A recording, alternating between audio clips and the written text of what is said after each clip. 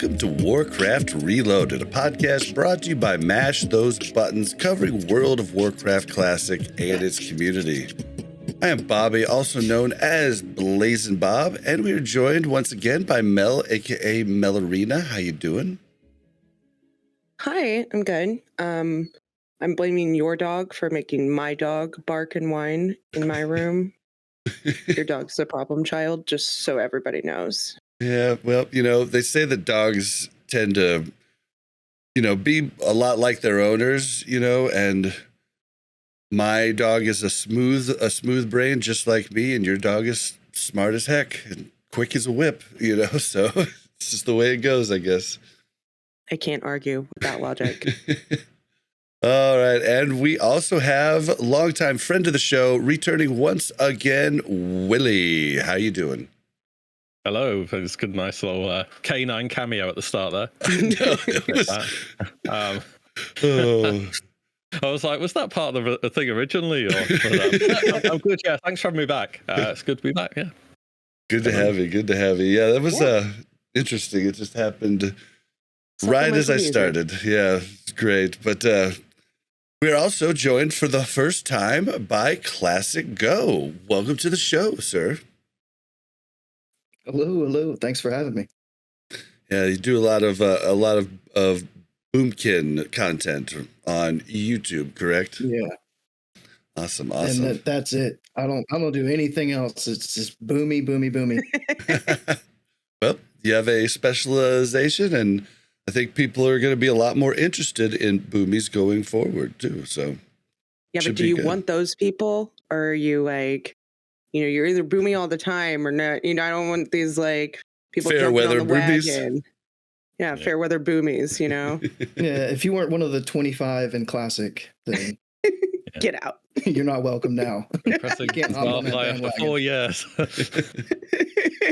She's a rotation enjoyers. I know I play a warlock. I can make the joke. We'll press one button for a long time as well. It was a long time. Those days are over though. I still haven't even spec'd my warlock, but okay, we got lots to get into. Okay, so guys, this is how the show is going to go today. First off, want to remind everybody we do stream live on twitch.tv/Blazzinbob, BLAZZINBOB. Like to start at the top of the show, thanking our tank patrons. That is Thick Lizzie and Talon. Thank you so much. We're gonna do we got one new voice. We got a couple of new voicemails, but I didn't get to them in time because of pre-patch. But we will get those on the show. I'm sorry we did get to it, but I do have one. We're gonna do that. Then we have one new review. We're gonna go over what we've been doing in WoW lately. Then we're gonna hit the news. And then at the end of the show, we're going to play a pre-recorded discussion on eye-level squish that me, ClassicGho, Rugs, and ScotteJaye talked about earlier in the week during the server downtime, the Tuesday. And also there's been some news just come out today, I think, that kind of like takes one of one of my suggestions from the actual conversation we had to change that, but it was pre-recorded. We're going to have it in there anyway, so stick around for that, and that'll be the show.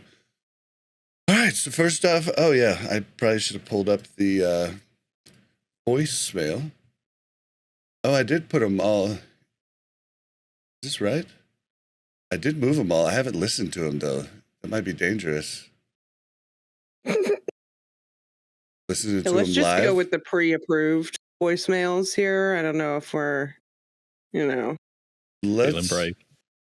Yeah, let's look at the modification date. All right, we'll go with the one that I definitely already heard, just in case. Hey guys, I called last time. Just wanted to say hi again. Hey Bob. Hey Mel. I won't say everybody else this time, just to not offend anybody. I just wanted to know this time, what are your guys' thoughts going into Wrath? How do you guys feel? Are there any old memories that maybe come from last time that you guys are kind of, maybe looking forward to, or Maybe there's something you didn't get to do last time that you want to do this time in Wrath. Just curious on your thoughts. You know, looking forward to hearing from you guys. Thank you once again. Appreciate the show as always, and looking forward to Wrath. Bye. Whoop. So I was going to leave that to you guys and Mel, because I feel like since people have a drinking game of me talking about Sarth, 3 Drakes, and, you know, Yogg, Just had Zero to say Lights, it. like And I it's here. feel like that people already know what I'm excited for. So why don't you guys go? Listen, I can start because it'll be real short and sweet. I have a really bad memory, so Wrath will be a completely 100% new game for me once again. And so that's going to be great. I'm going to enjoy it just like it's brand new. That Things is will awesome. probably come back to me here and there where, you know, it's kind of like when you watch a movie and you're like 90 minutes in and then you're like, oh, yeah, I have seen this. That's kind of how Wrath is for me, right? Good deal. Good deal. What about you guys? I mean, for me, it's pretty simple. Same story of every single version of Classic so far. I want to do all the raiding things. So I did raid and play a Wrath a bit more than vanilla or TBC, but I just didn't really do Ulduar at all. And I didn't do the other raids on the hardest difficulty available, so that's what I'm going to be interested in. Oh, God, you're in for a treat. Ulduar is so good. I didn't actually do ICC until Kata because I quit during TOC because I was TOC'd out and annoyed with the gear jump. And there was a lot of different things, like annoyed they changed, you know, 2v2 arena. Like there was a lot of stuff that made me mad there. So I quit, and then I came back Kata for half of it, and I went back and did ICC like at level whatever it was, 85 or whatever it was. I think it was 85. Mm-hmm. But yeah, Ulduar is just awesome, man. It's just awesome. What about you, ClassicGho? I did a little bit of PvP back then, so all these raids will be pretty much brand new. I do remember a little bit of TOC, just that whole area with the jousting and the quest and stuff, but nothing really has been like, oh wow, yeah, I remember doing this. Everything's been kind of like pretty new. That's awesome. That's how TBC raids were for me, because I only PvP'd in TBC. So, but coming back to Wrath, like all this stuff is stuff I did a ton. So I'm excited for it, though. It's my favorite. The transmog. Oh, I thought transmog was coming. You're one of those. And not quite yet. Wait, you play a moon tip yet? So yeah. How's that work? I know. You need what's that? Glyph of stars. They put that out in mold. That's what you need. Yeah. I've said it a million times, and I'm a broken record at this point, but I think transmog is cool if you can turn it on and off, like client side. Like if you can turn it on and off client side, it doesn't bother anybody, and it's just an extra cool thing for the game that people can enjoy if they want to enjoy. Like I'd love to use it in town and stuff like that, but I'd love to be able to turn it off because it kind of does take me out of the fantasy environment. And I know you can't, you know, wear cloth as a plate wear and stuff like that, but still, it's still just kind of like, it just takes me out of it, and I'm not a big I just think it'd fan. be funny if somebody spent so much time on transmog and then was walking through chat like, all like, look at me, look at how cool I look, and everybody has it turned off. Everybody's just like, what's this guy doing? What's happening right now? Yeah, I feel like, you know, I've run into, there's a few people like Jordy came on. Jordy's with me, hates transmog.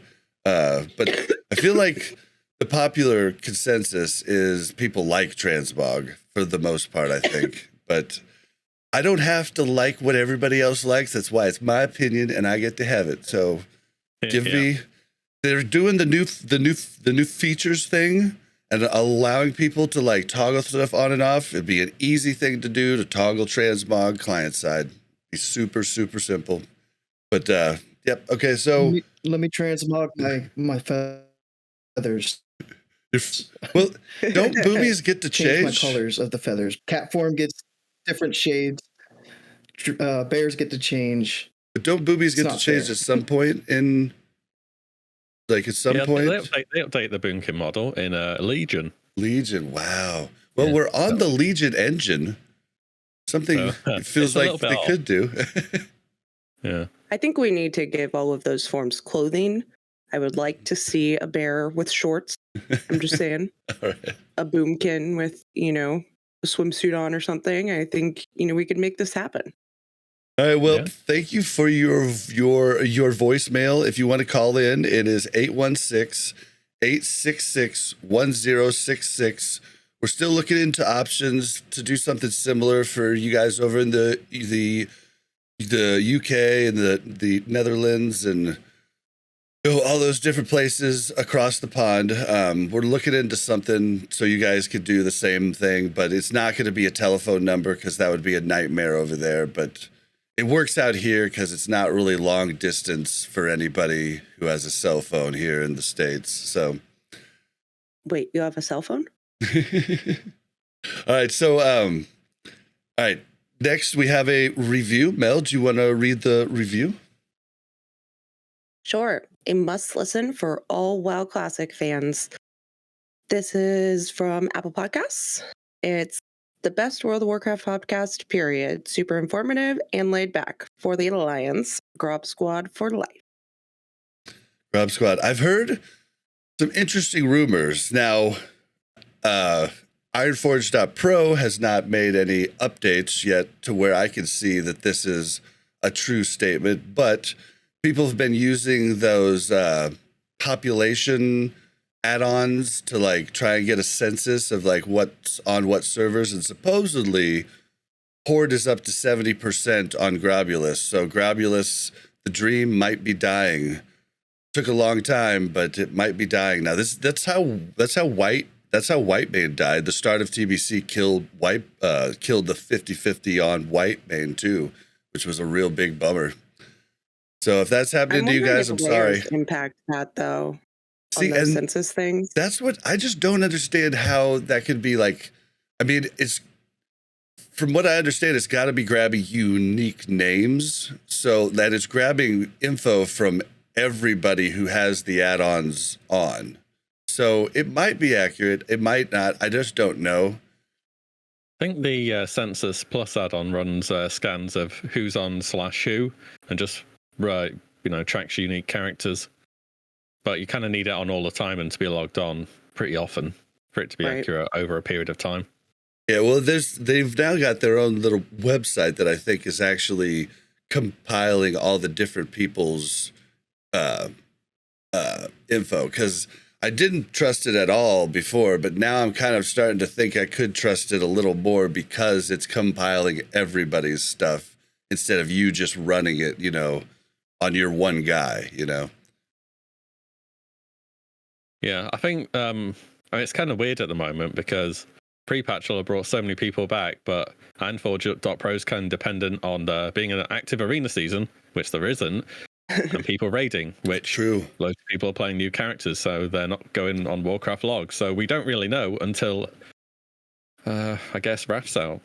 Yeah, I didn't even think about not even Wrath for a week, so we won't know for a while what the populations really look like.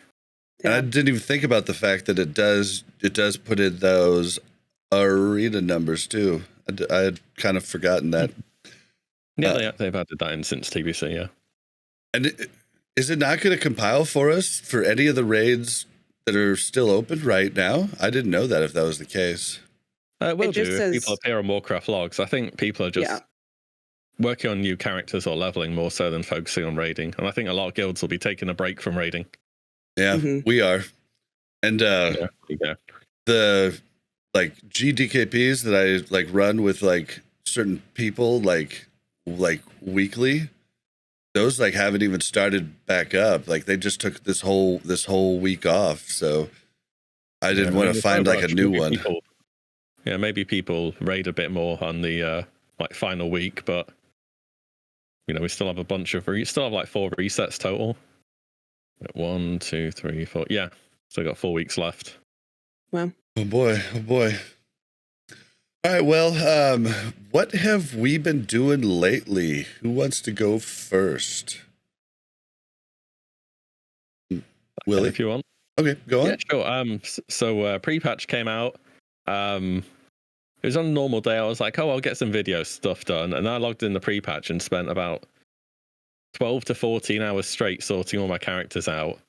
Pretty much sorting all the bank out, choosing the specialization, sorting the new action bars out, making sure all the weapon skill stuff was done. I for some reason ended up leveling inscription to maximum level on a character. I don't really know why. I just fancied getting all the glyphs that existed. I didn't realize how many were missing without Northrend though. Yeah, there's quite a of bit. them are missing. Yeah. Other than that, I had a few characters left that I wanted to level, so I've been leveling a hunter a bit. It's been really fun actually. The hunter changes are so nice. They can actually do AoE. It's great. And haven't raided yet, but that should be interesting. And yeah, pretty much just sorting all my characters out. Nice. Oh, what about you, Go?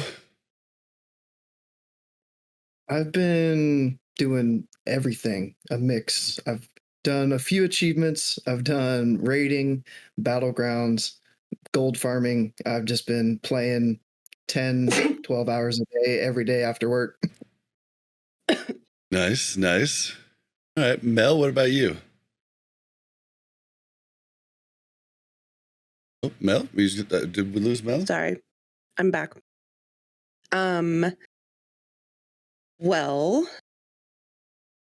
before pre-patch came out, we had to get our characters to 60, which we did, and then we had to get our professions to 300 so that we could be ready for Outlands. So we did that. Yeah, And then, gathering was really important.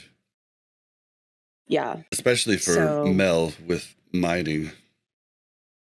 Yeah, mining is really annoying, to be honest. I've always been an herbalist, and there's a lot of herbs, and there's a lot of different herbs, and sometimes you come across an herb that you can't pick, probably like 12 others that you can pick, right? Mining is like, there's a lot of times I don't see a mine for a really long time, and I'm convinced myself that my tracking is not working properly, that something's airing out on that. But I did that, then we kind of waited, got rest, and then we've just been leveling those characters for the most part. I changed my pally to Prot. I worked up my jewel crafting. That was fun. Kind of.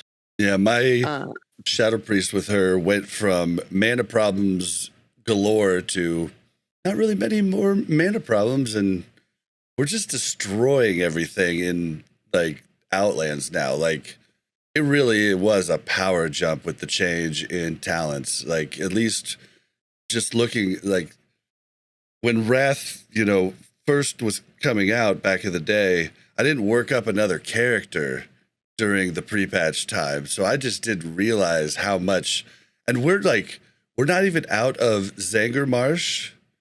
Or like we just left Zangarmarsh and we're level 65. It's absolutely nutty. And we skipped a lot of the gathering quests. Yep. Yeah, all the quests that suck, we were like, nope, not doing it. Just not going to do it. Have you been over? Yep. Have you gone to Nagrand for the Ring of Blood yet since you're 65? Oh, we should have done that. Madhouse. We should have done that. We just hit 65 when we logged out last night. Yeah. There's hundreds of people, it seems like. Every time I'm flying over there, it's crazy.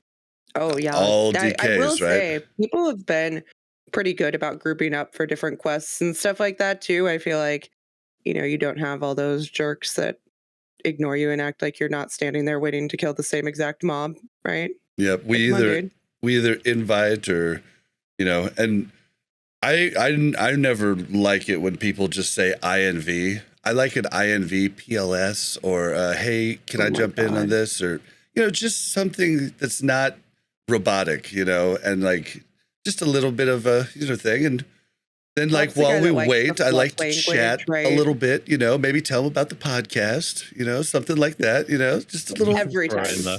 You can request to join other people's party now as well. Yes, that's something that I saw that was rather awesome. I don't remember that in Wrath. You have to click someone's portrait. You can't do it through the chat for some reason. Oh, really? Yeah. I like that you can see now, because before you couldn't see, right? If somebody invited you to a group and you were already in a group, you had no idea that they invited you, right? Yeah. But now it tells you like so and so tried to invite you to a group, and then you can Oh, does request it do to join. that too? Yeah. Yeah. Yeah. You can suggest invite if you're just in the party. Yeah. But this is all you have to see someone's character frame to be able to do all these things. It doesn't work from the chat for some reason. Huh. That is weird. But yeah, that's something that I noticed. Difficult It's in cool. a very populated area, right? Like. Oh, and one other thing I wanted to say about, you talked about mining and herbalism. Well, at the same time, you can go from 1 to 290 mining standing at an anvil, you know, like, or a forge, you know, whereas herbalism, you actually have to go pick the flowers. So. Listen, it was really annoying having to go like between the anvil in Exodar all the way to the jewel crafting trainer to train new skills and then all the way back. I know I probably could have Googled it to see how many I needed, but you know, then I'd always go on like, it'd be like, you need 40 to 50 of these. And I'd make like 45, right? And then I'd be like, oh, damn it, you know, I need 1 more point. So I'd make 5 more. And I didn't get a point off of those 5 more, right? And it's just the most infuriating thing when you need that like last point of something and nothing is happening. Classic. Literally classic. Also, Yeah. WillE talked about weapon skill, and I was like, there was a couple of things I had forgotten to max that out on all of my guys, and I was like, oh no! But then I found out it works up so fast now compared to what it used to be. I mean, listen, I got a one-handed sword, and I was at 0, and it took probably like it was 1.5 quests. Yeah, to get it max. Yeah. It's a lot better. Like, at least they sped it up compared to TBC. Because TBC, those last few levels would literally take you over an hour to do. Mm-hmm. It's painful. Yeah. Like, when Raph came along, I was like, they probably removed weapon skill, right? Of all the other convenience changes, and I was like, nope, it's still there. It's either Kata or Mop that they do that. I think it's Mop. Yeah, I don't know. But yeah, it's much easier. So it really wasn't as bad as I thought it was going to be. Like, I got my rogues axes up pretty quick. Like, I think I went to max in under an hour, which would have never happened before. No. Okay, that's good then. Anything else, Mel? Yeah, I would like to bring up the fact that clams now stack in your bags. And this is a massive, massive change. Because I'm sorry, but those stupid quests where you get like 22 clams in your bags and you don't have enough space to open one of them. And you're like, do I even care about opening these? Right? Like, oh, that's a good change. I don't know that anybody can challenge that is a good change. I think it's a great change. I even looked for an add-on that would just auto-open clams, but there was only one to auto-open the clams that are high enough to give you a golden pearl. So, like, it didn't help me while leveling in hardcore. Like, I was just like, I want these just to open. Please just open automatically when they get in my bag, but there wasn't an add-on for that. I probably could have made a weak aura for it, but smooth brain. I'm not that smart, so I couldn't do it. Dude, for me, I've been doing, I kind of like burnt myself out that first Tuesday during the server down. I woke up, I couldn't sleep.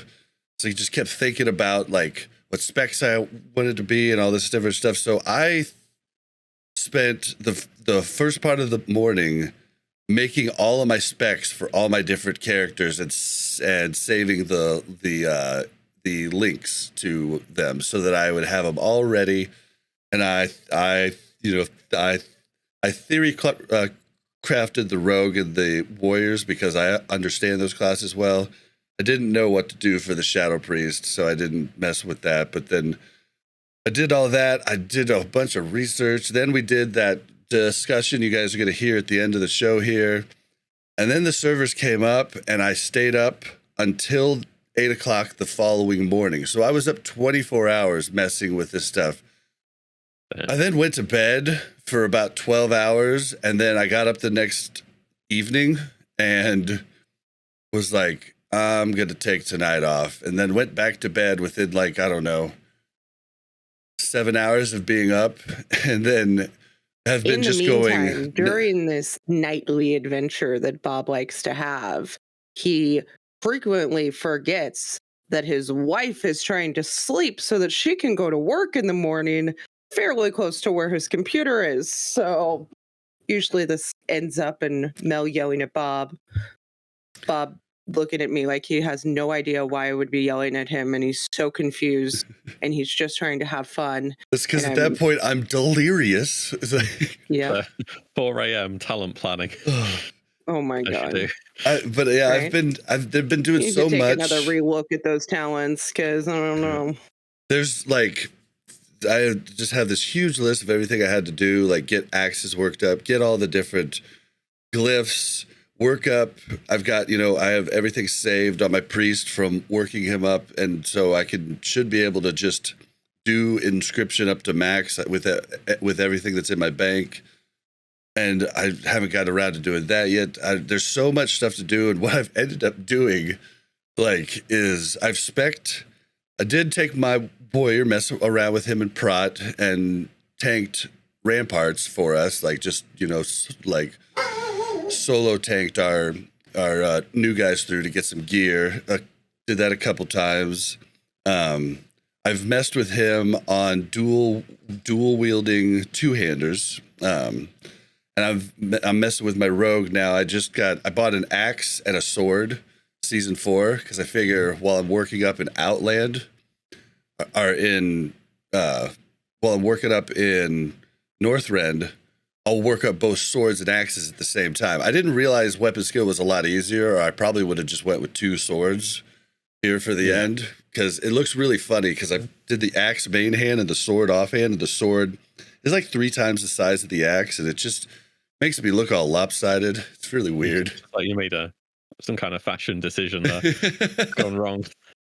But I just was thinking weapon skill, do that, but it'll still save me a little bit of time in the future just to have both of them worked up. And then I've really been messing with my twinks still lately. My level 29 twinks. I got the paladin is pretty much Mel, I don't know if you think you're muting your mic or not, but you're not. Your cough just came through. Just heads up for you if you're trying to mute. So yeah, my level 29 paladin's done pretty much. Like, got everything he needs. I do need to work up mining because I forgot that mining gives you stamina, so that'll help for the twink quite a bit. But then it found out the pants enchants were working for level 29 twinks, and now after the wrath change, it turns up red and says won't be active until you're level 50. I'm like, damn it. But that was 400 health that, added on to my 1600, which was just an amazing buff for the twink prior to wrath. But yeah, then I worked up a second twink, a priest, because the healing is oftentimes lacking in those twink games, and the priest is actually my favorite now. Like, the pally smacks and can just destroy people, but the priest, I'm not even done with his gear yet. Like, I still need to get the PvP pieces, and I still need to get everything enchanted, and he's already oftentimes unkillable in that range. So it's been really fun. I've been doing that kind of to unstress me out. Next week I'm gonna really push in to try and get into some raids with my guys. I'm gonna work on the training dummies to kind of see what spec I want to go in with each guy. I'm not sure the warrior with I thought the warrior with the current gear with the two-handed fury would slap pretty hard, because we've got all the armor pen and all the different stuff that you wait for in ICC. We've got all those thresholds right now, but I don't know if it's the talents, but on the dummy, I was doing nothing compared to what I was doing on the combat rogue. Do you have something to say, WillE? Yeah, could just be external buffs. A bit more reliant, maybe. Could be that. Could be that I'm doing the rotation wrong. I'm going off of, I forget what the name of the website is. wow tbc.gg. I'm going off that. I'm using the spec. I haven't tried my theory crafted spec. It's a little different from the spec that Wowhead put out. I tried the Wowhead one on it first. So I'm not sure, but I'm definitely going to get in and try it. I really want to see what it's like. And you look crazy with the two-handers like in each hand. Yeah. That's one of the things I like about pre-patch. There's no real years of theory crafting around how do we optimize a level 70 character in Wrath. Yep. So I think if you want to come up with something weird, now's the time to do it and just say I'm trying something out. Yeah, my combat rogue one was very similar to Simonize's, but I did some different stuff than he did. I'm curious to try the two different ones out. So I've been leveling the hunter, and I've got this like survival AoE spec. It's unbelievably good at AoE. You can pull like 12 things and kill them. Nice. Sarth has been doing something. I'm really surprised by survival hunter so far. Well, Sarth was doing something like that with us in the pre-patch, or in the beta, and in some raids, like he was pulling like max on the trash, like he was destroying. Because I guess it's not governed by like something about the AoE cap. It gets passed or something. It's one of the classes that has, because anything you put on the ground doesn't take into account the AoE cap, right? So like Flame Strike. Yeah, it's how it works in TBC. I'm not sure if it's the same for Wrath, but I think they raised the max cap of the or the how much damage something should do before the AoE cap diminishes it. I thought they moved it down to 10. Just do a lot of damage. Well, yeah, he was slapping with a spec I'm sure was similar, because it was all about traps and AoE damage. Yeah. And yeah, it looks like that's going to be a big thing, and something about a glyph for the traps too. I don't know much about hunters, so I didn't pay a ton of attention. There's a glyph. It's not in the pre-patch, unfortunately, but it makes the ticks on it be able to crit. Ah, okay. It's really good, really, really good. Yeah, but yeah, I've just been in pre-patch. Been doing all that stuff. It's been overwhelming, and I'm hoping. I need to make a list so I can start checking stuff off so I feel better about my time, because I'll end up sitting there for like half an hour just like, should I do this? Should I do this? Should I do this? Should I do this? And then my brain goes to mush, and I'm sure people have noticed at the start of the show here, I'm a little bit flustered and a little bit out of it than I normally am. So, and queues have been horrible too. So, hopefully next week I'll be back to myself, but I guess I'm not as bad as the episode after the TBC launch. We were all dead during that episode after like leveling to max in 3 days. But have you guys done any raids? Have you tried out any of the raids since we went into pre-patch? Because I hear they're way different. Has anybody? Not yet. I've got raids Sunday, Black Temple Sunday, and then I'm doing 2 Sunwells on Tuesday. Nice. Back to back. So yeah, but apparently it's been Black Temple's kind of just easier because our characters are overpowered, but Sunwell's been mega nerfed apparently. Yeah, I heard something like 30% health, or maybe even 50% health of everything. Yeah. I think when I was reading about it a while ago to see what the pre and post nerf looked like, it was about 30%. Ooh. So yeah, pretty easy. Go, have you had a chance to get into a raid? I did Black Temple Hyjal on Tuesday. I did Sunwell Thursday, and I've done Karazhan. There's been a lot of drinking these past couple days too, so I don't know I feel you there. Karazhan was. I feel you there. Yeah, I've had some pretty embarrassing moments on stream the last few days. But Karazhan was insane. Like, the bosses are below 20 seconds, and like Morose is dead in 17 seconds with the 4 ads. Everything just stacked up, and it's just dead. And I had a glitch on Nightbane. So he went up into the air, started flying around, started dropping the skeletons. I typhooned the skeletons, and it teleported me off of the ledge and dropped me down below and I'm just looking around and guys. Wow. yeah, I could New still feature. hit the boss and I could still run around. Everything was as Oh, if that's so I was weird. outside of Karazhan. Yeah, it was strange, but it was really fun. That is crazy. That's kind of like when you get into an instance and you can walk around in the instance like we used to do in for summons in oh gosh. I remember that. Diamond North. Dharma, yep. And you're in the instance, it's just empty. You know, like it's it's unloaded. It's kind of like the opposite of that. Oh man, yeah. Okay, so KS Catan in chat says it was a 30% hit point and damage nerf to all TBC raids 10 and 25. I didn't know it was all TBC raids. Oh, wow. And that is from chat, so if that's wrong, you get mad at KS Catan and not us. It's on him.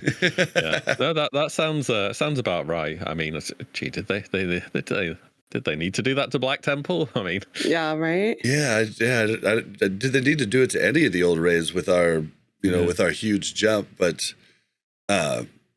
Oh, I did. One thing I did try to do. I tried to solo.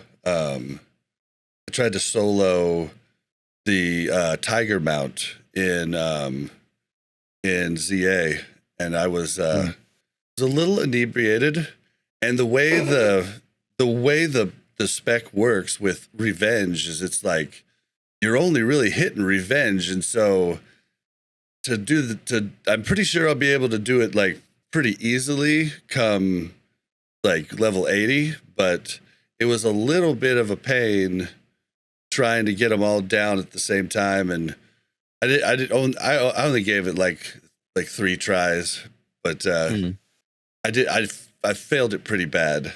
But I'll probably go back and try to do that with a healer. I'm pretty sure I could knock it out easy as pie because I could just use. Yeah. I don't have to worry about the speed of which I kill him because I've got a healer. So I'm pretty sure if Mel comes with, I'll be able to do that 2-man pretty easy. Yeah. Also, if you want Mel, they increased the drop rate on Rivender's Death Charger to 1%. I've been in there the past couple of days. Then I might need to start doing 1 in 5K before. Damn. Okay. Well, I'll have to look into that more too. I wonder if I could see my achievement hunter's the rogue though, which it really sucks. You don't like it all doesn't go together. Yeah, everything is kind of all over the place, isn't it? Not account wide. Yeah, and there's certain things they would be able to do it. They've made the decision not to do it account wide. Yeah, definitely could if they wanted to. And it'll probably come at some point, but it is a little bit of a bummer for certain things because it makes you just like, well, if I can't do it on my rogue, do I really want to, or do I just use my rogue, or use my warrior? I don't know. It's got to be a little rough. Unlike, because I got the what's it called, Karazhan mount on my paladin, but mainly going to be playing Warlock in Wrath. Oh man, God, that's such a cool mount too. Oh my gosh, that's such a cool mount. You could also really early on. Subtle Pally Tank has a video out now showing how you can solo farm that mount every week with a paladin. So it's a nice, interesting little thing. I'm going to see if I can do it on the warrior. It'll be a little different, but I'll do way more damage than him in the revenge spec. So I think it's something I might be able to farm too. And if I can farm that, I might be able to just actually get to the next boss, which is the boss that drops the Arcanite Ripper. So I really would like to have that, and there's only 3 chances at it. Oh, true. Yeah. You kind of do want to go with like only one other person or other people who don't mind passing it, don't you? Well, yeah, and the trick is you try and get try to get people to go with you that can't use 2-handed axes, because even like I don't know if you can use the on use part of it. I think you'll have without using resets, axes. Actually. Get it? Huh? I think you'll have 2 resets because I think the only 2.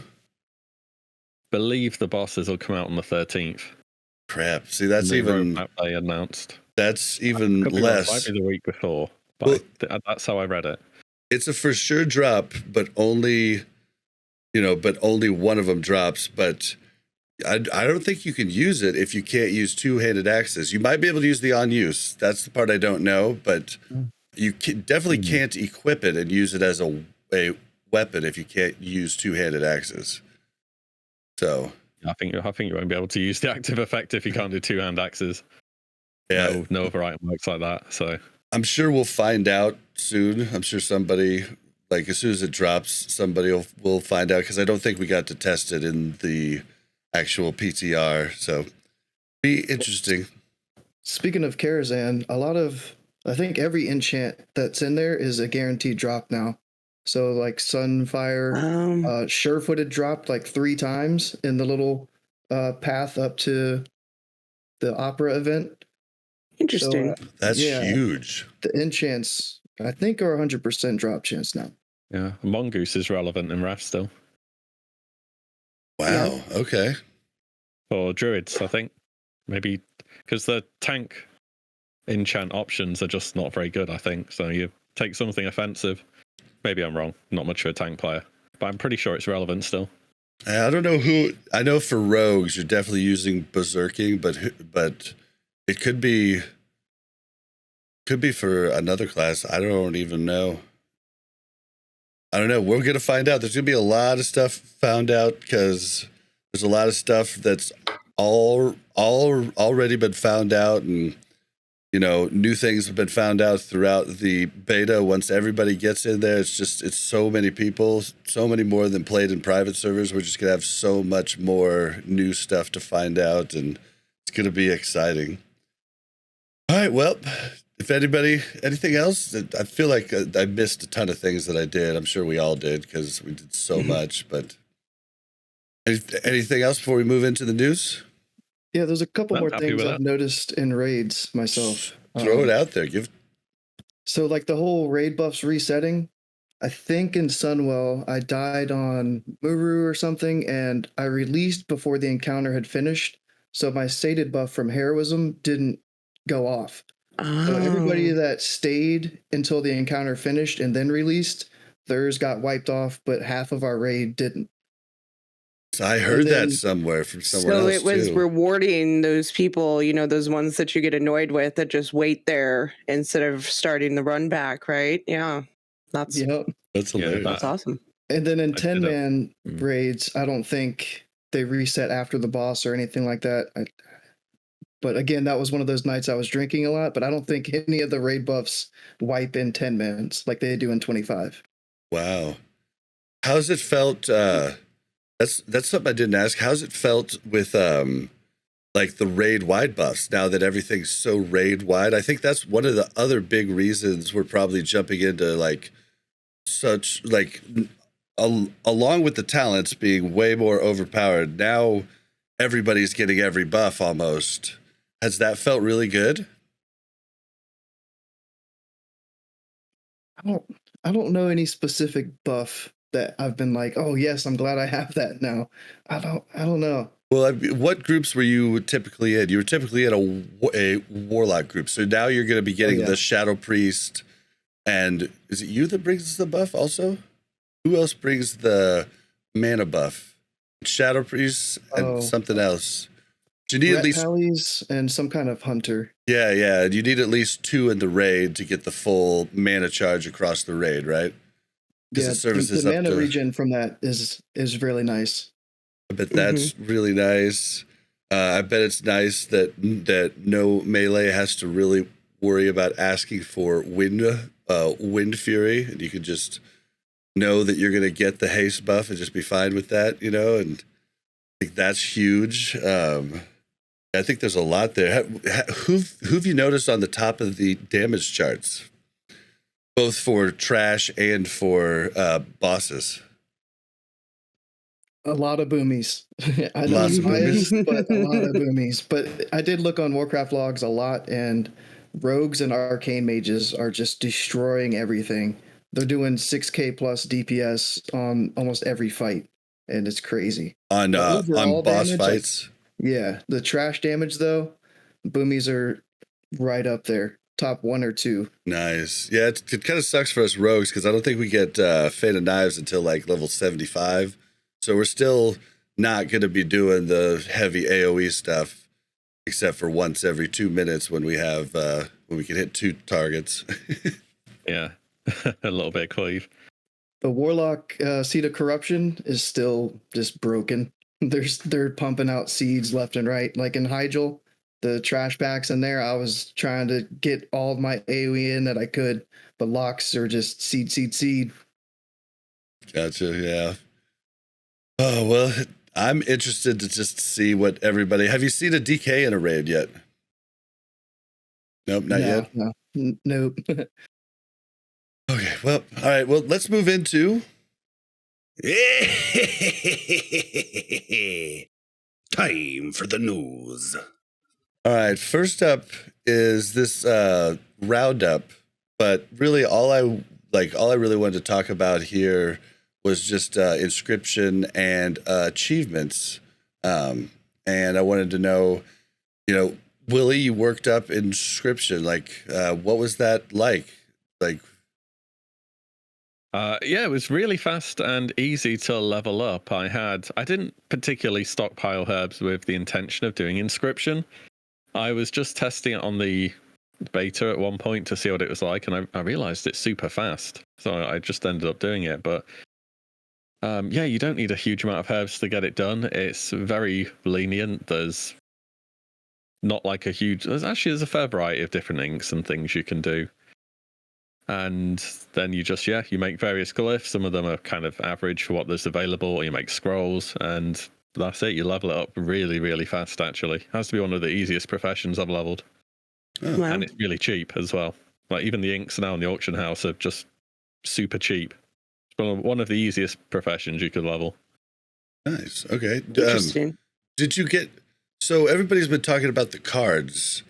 None of those come out until Wrath, right? Like, you didn't get any, like, the new cards or anything, right?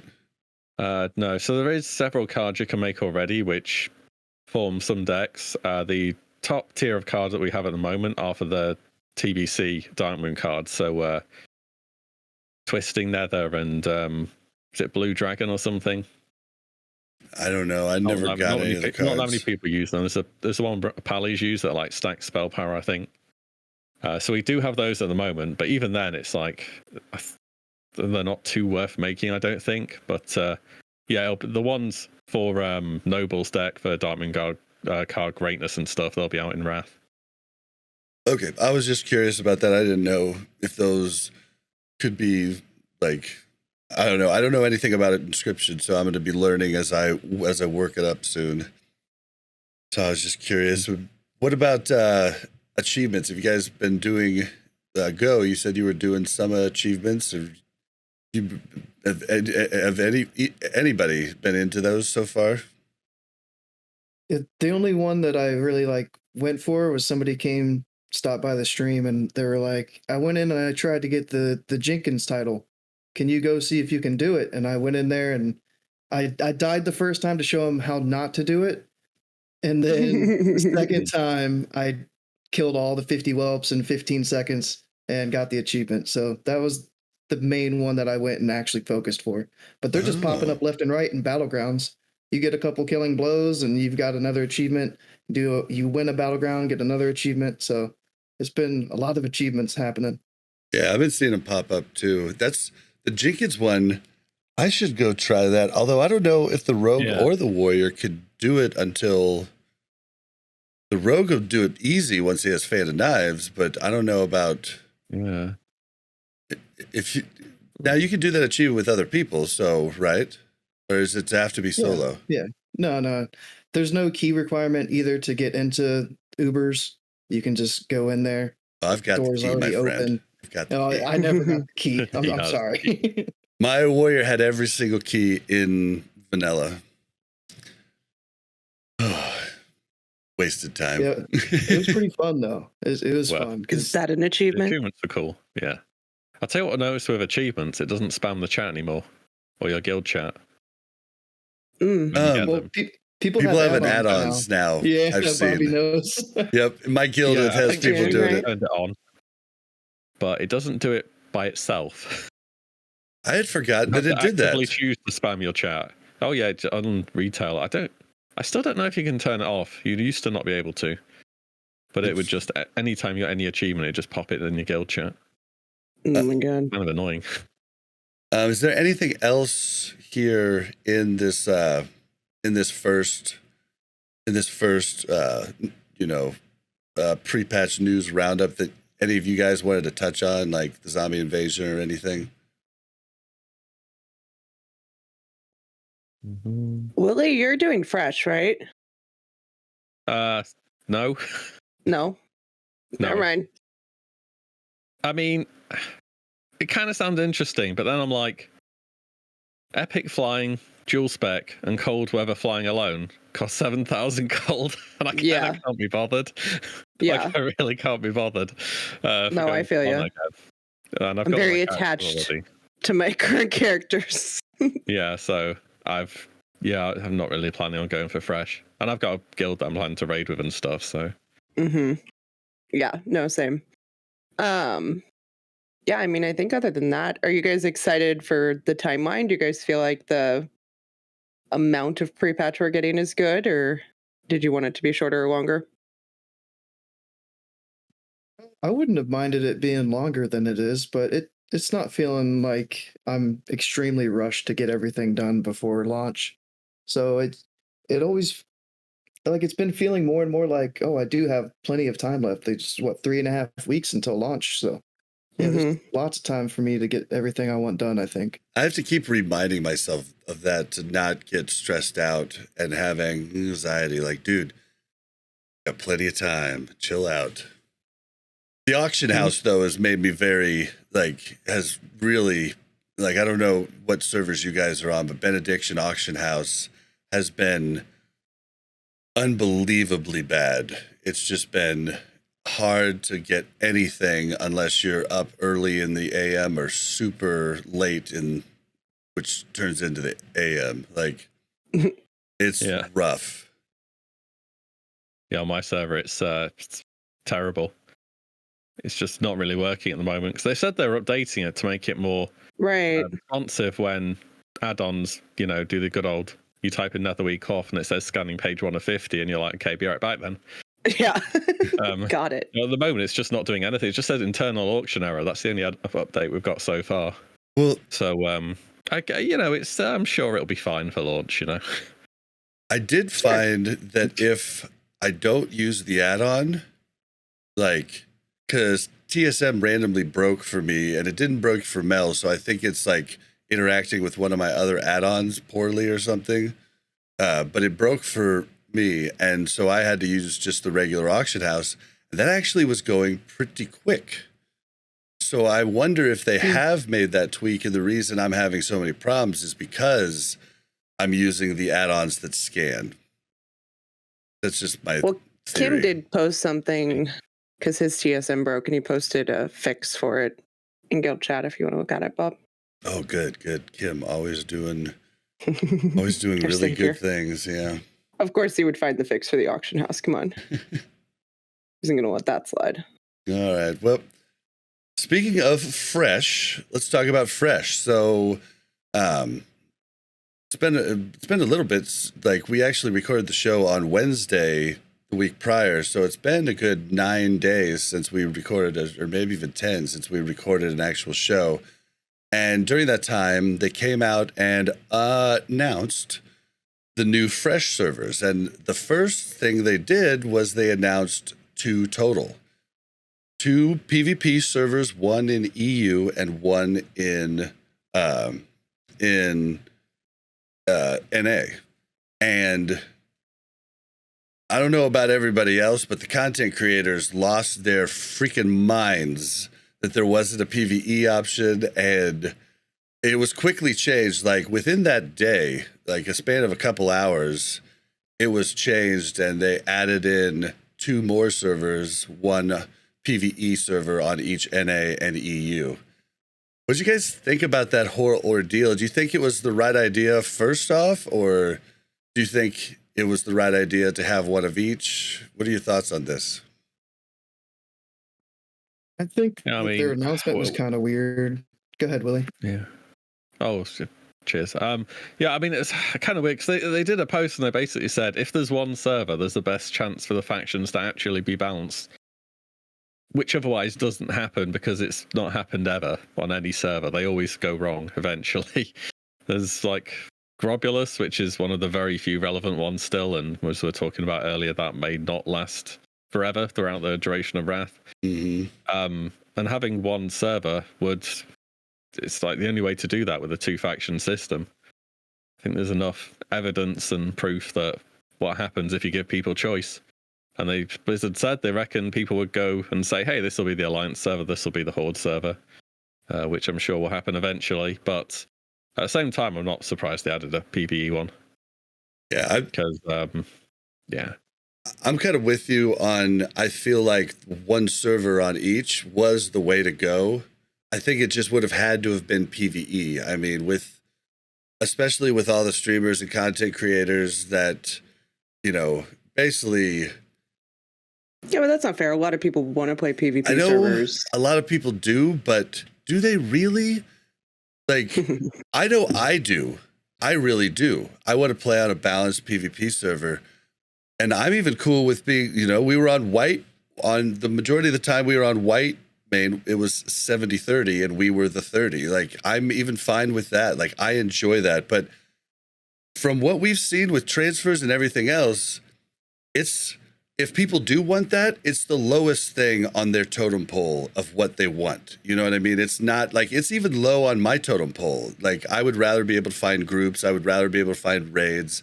I would rather be able to get my stuff done than take a chance of going to a server that I all of a sudden get dominated on, and so I don't know. I feel like if they would have just come out immediately and said, we only have PvE on each, I think it might have been fine that way. But let's be honest, no matter what they came out and said, it was going to be a big problem. Go. You had something else to add?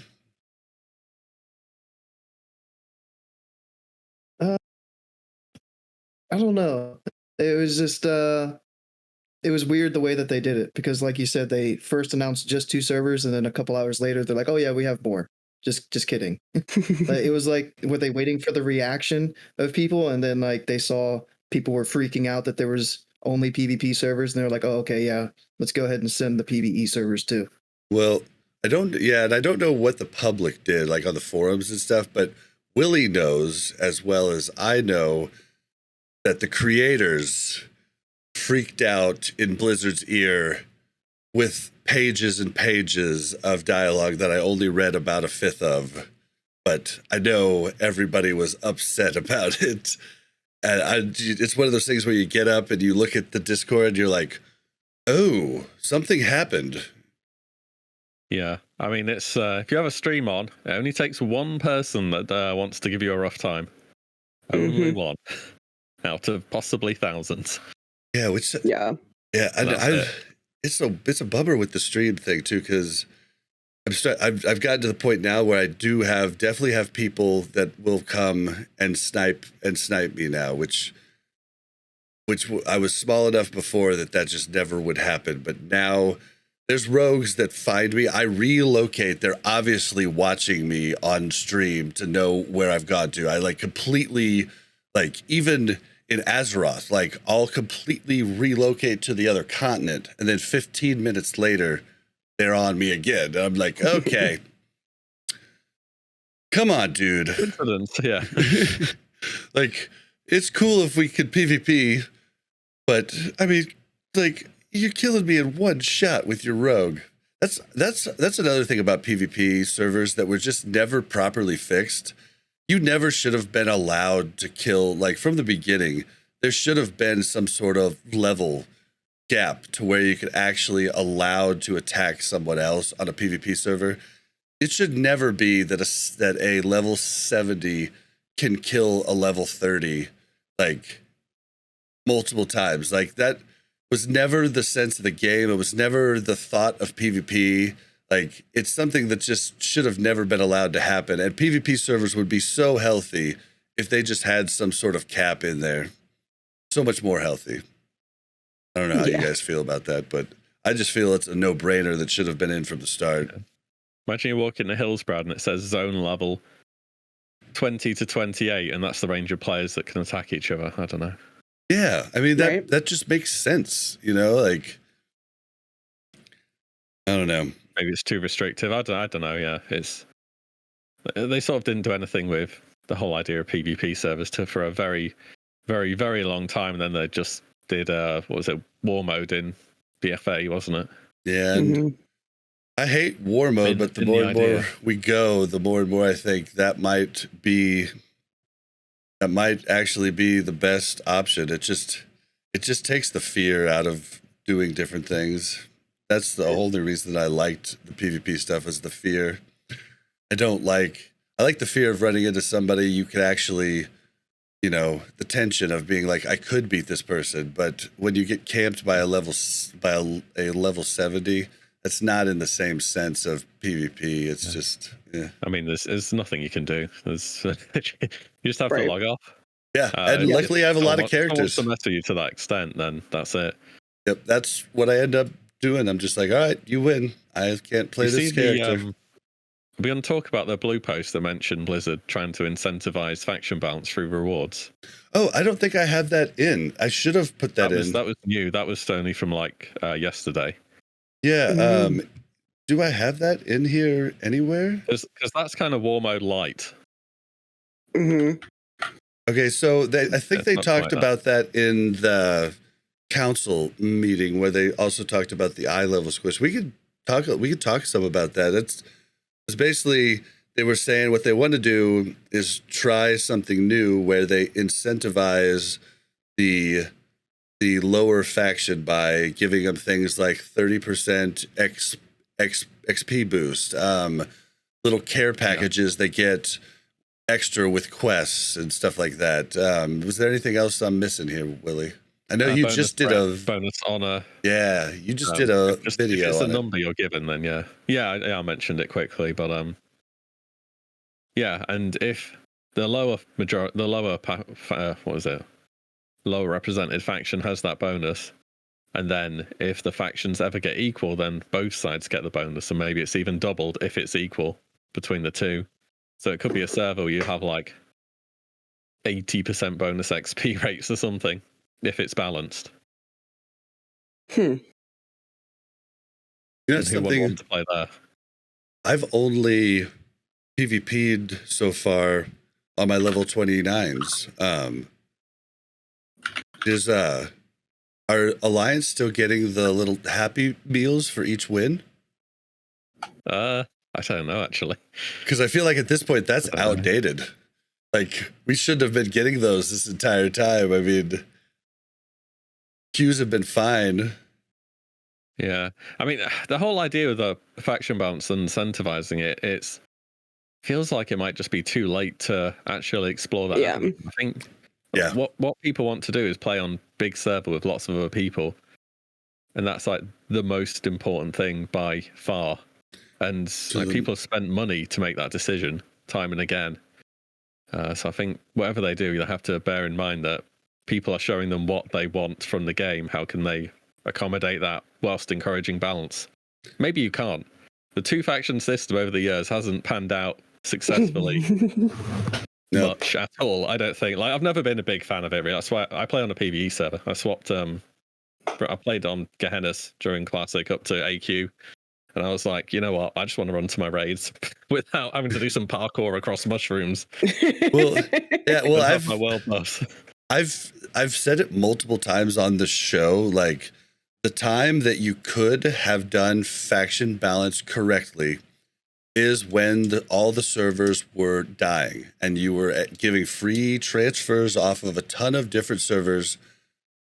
You would have had to watch it day by day, maybe even every few hours. By every few hours, it would have needed to be one person to stop different factions, to just basically just stop things as they became wrong, and change the servers that you could go to.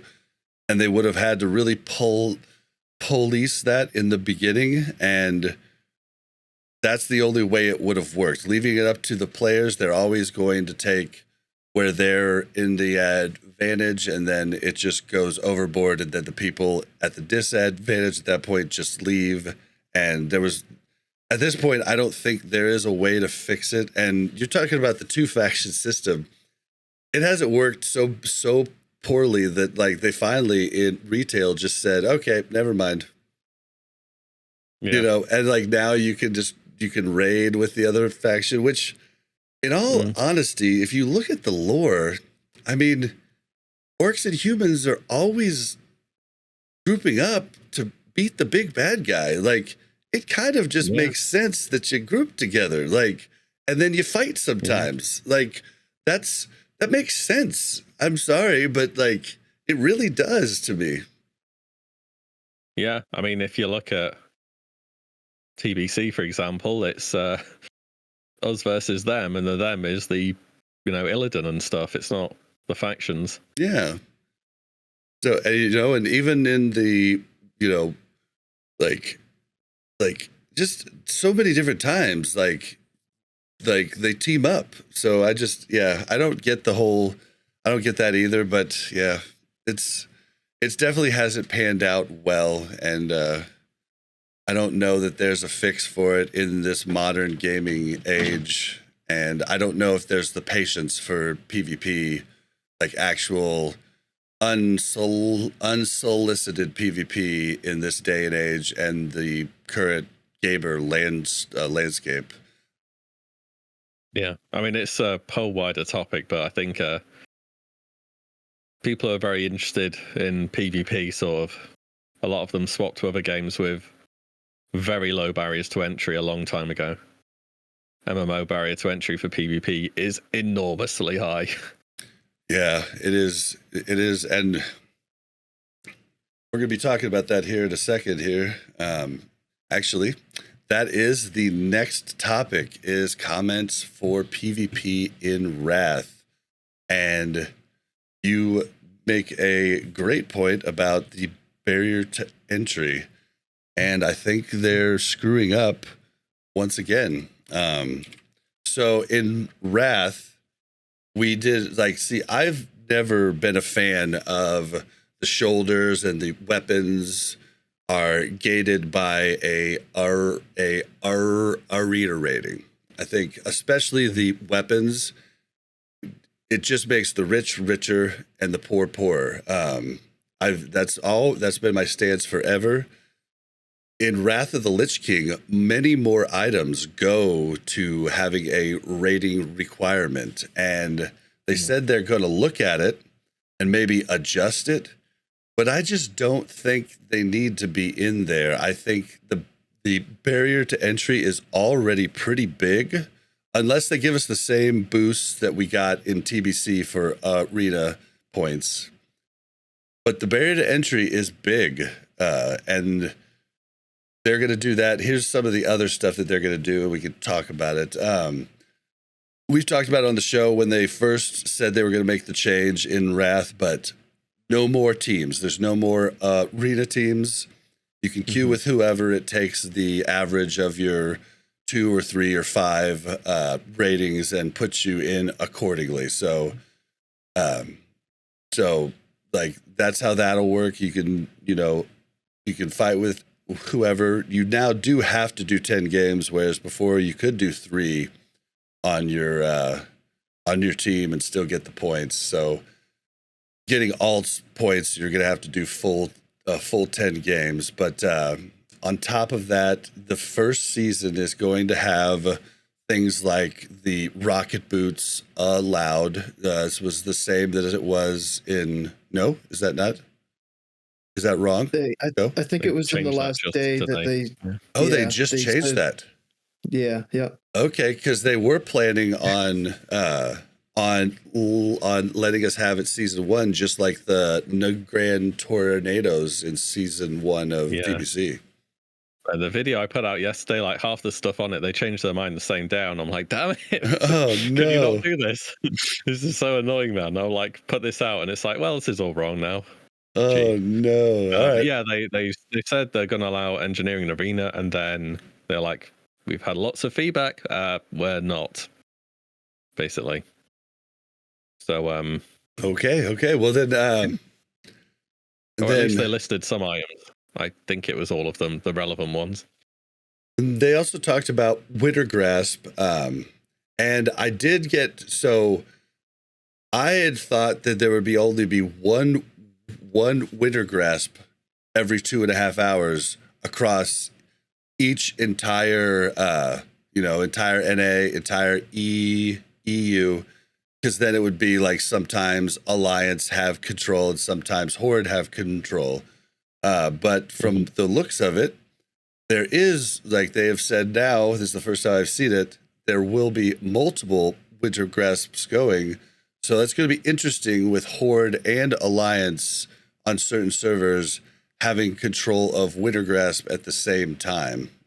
Something we have never seen before, didn't see back in the day. So that'll be interesting. I do think it's good that, because you might not be able to get into Winter Grasp, but I thought it would have been cool to only have one. And if it's 120 on 120, I thought like it would have been fine. Because, I mean, you're not normally seeing more than like 4 Alterac Valleys going at one time. And that's only, or that's 160. So I felt like 120 of that size, I just felt like it would actually be a good fight you get into every time if there was only one, and you just have to queue early for it. But it turns out they're gonna do multiple, so we might have some weird ones where a whole bunch of one side gets in, and we actually do see the tenacity buff and see how that works. Any thoughts on all the stuff I'm talking about here? Yeah, so I'm hoping with the. Oh, so on. Go ahead. Did you get to do the Winter Grasp testing that they announced? No, like last week I think it was. I didn't. Yeah, I didn't get to either. Yeah, I got to watch a little piece of it, but I had stuff going on and I didn't get back in time. So yeah, I didn't get to test it out. Did you get to test it, WillE? I guess the devs came and fought. Yeah, it was. I think I had something on the. I've only tested it for like a few days. I think. No, I didn't manage to get in one of them. So one test. From what I heard, it was one test, and it was over. No, it was open for a couple days, and then just every 2.5 hours.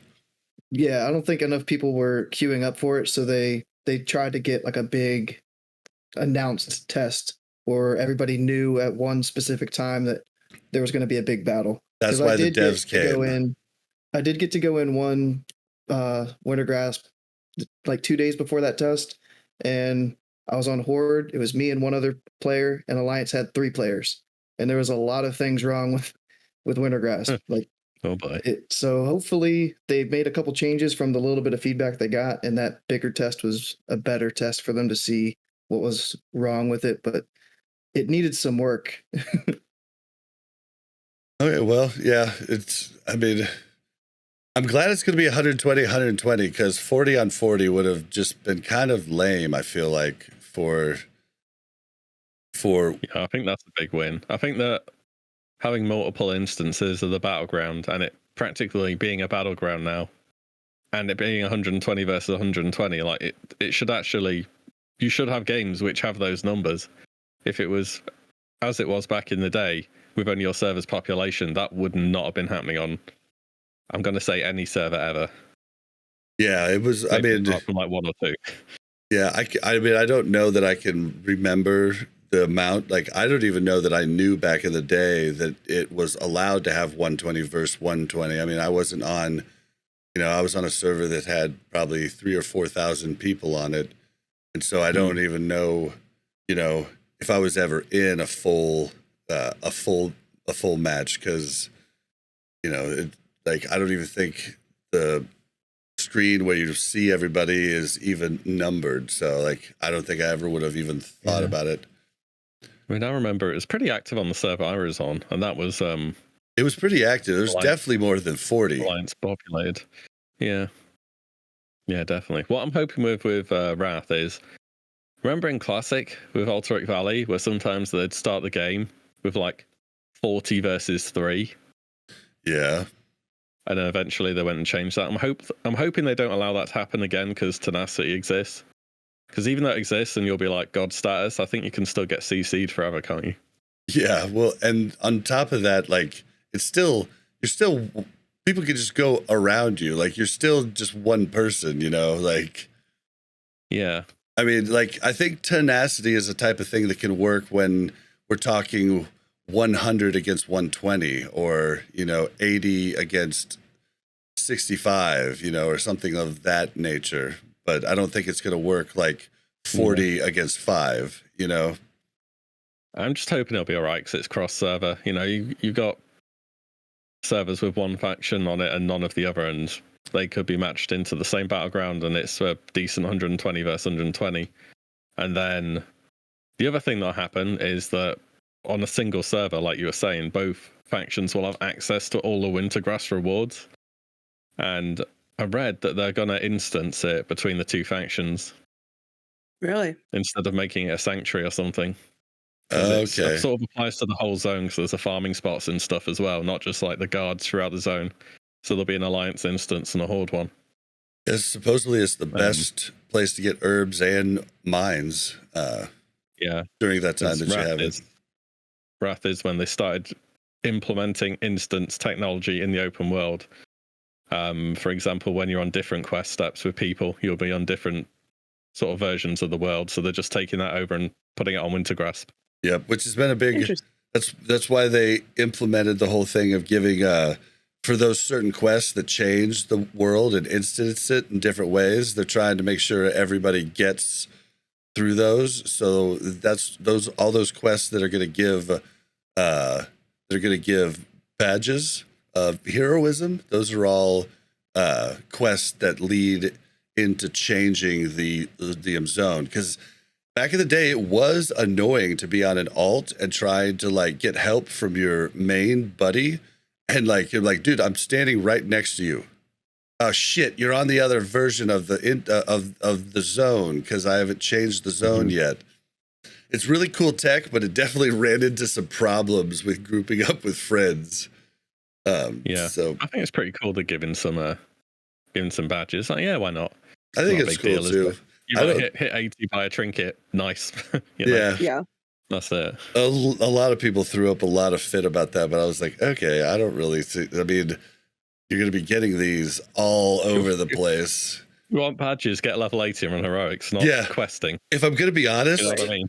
Running heroics is an easier way to get this amount of badges. Let's be honest, heroics are easy.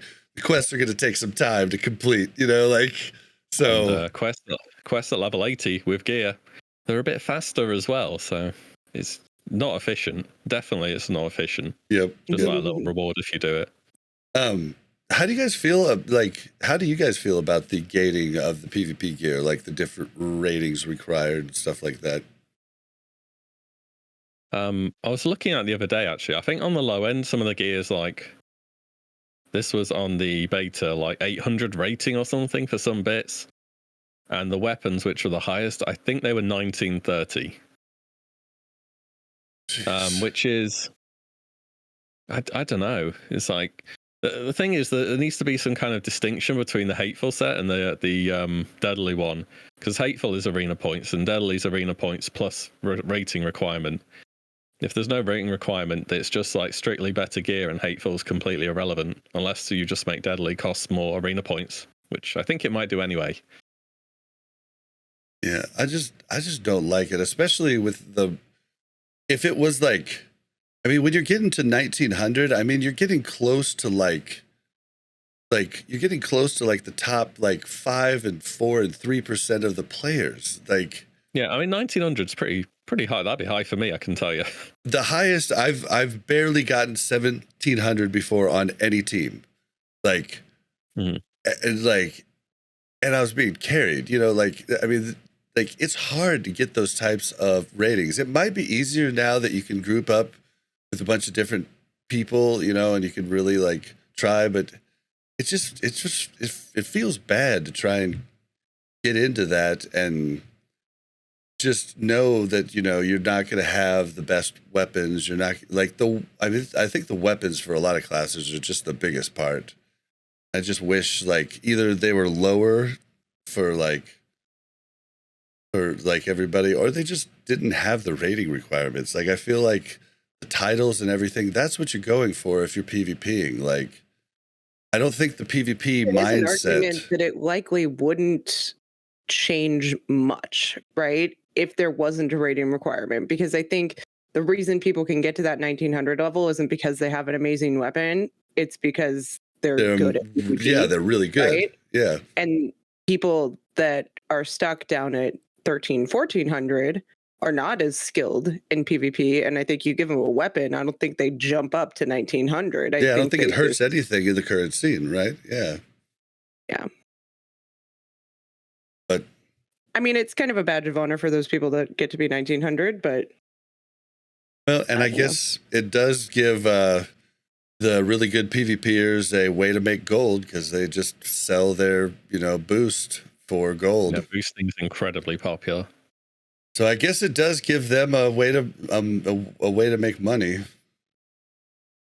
that's really cool. Great In thing. TBC, at least, boomies weren't being sought out for arena teams. So there might have only been 3 boomkins that could even get partners to get up to that rating for some of those pieces of gear. So like I knew off the bat, like unless I played PvP day after day, hour after hour instead of raiding, I had no chance at getting those weapons. Well, So it kind of deterred me from even doing more than just a 10 daily or 10 weekly game cap. yeah, and right. like you want to do that, but say okay, so our third tank was our also like he was also a feral DPS, right? Well, he straight up just knew that there was no way he was going to get his weapon by going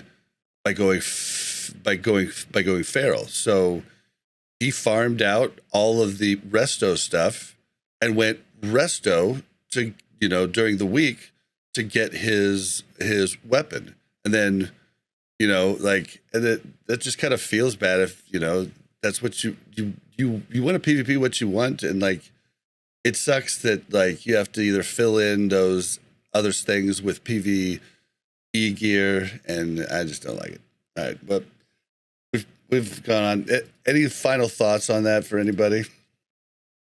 How about add-on? Win X amount of games in the season, you can buy items.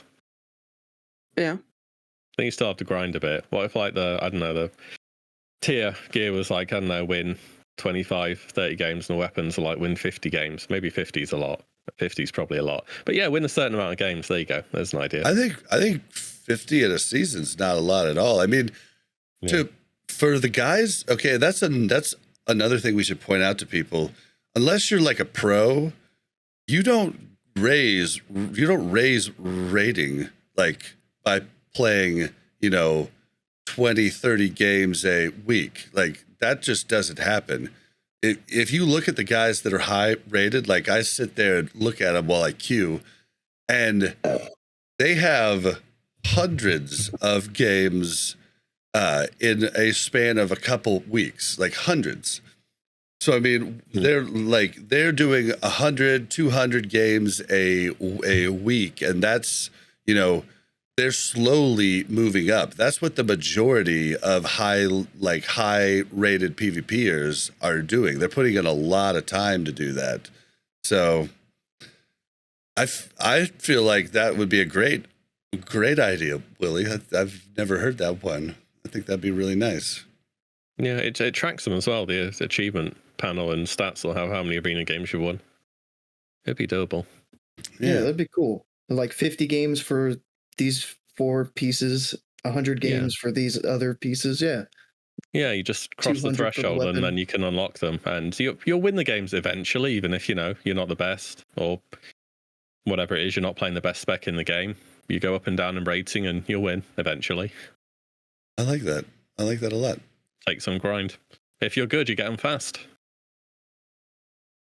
All right. The next piece is we finally got all of our info and everything on the boost the Deluxe package. You get a mount, you get a pet, a Tuskarr companion. The mount, I think, looks pretty cool. It's like a glider, like a bone, dragon bone made, like glider.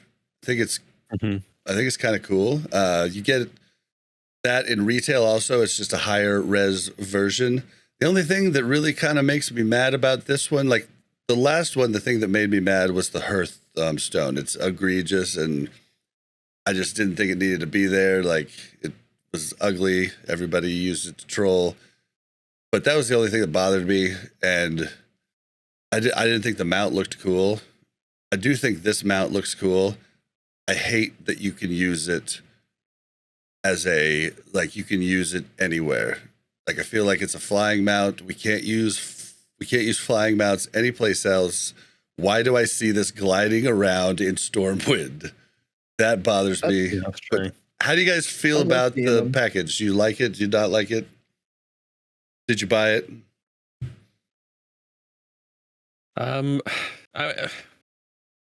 Yeah, I don't know. I just feel like I kind of have grown to care less about this kind of thing over time. The mount looks better than the lizard boy, though. I'll say that much. And is there only one of them out in the game that's like you can actually no, you can do it with loads of stuff, don't you? Ignore me on that. I haven't seen as many of them as I've seen the lizards, though.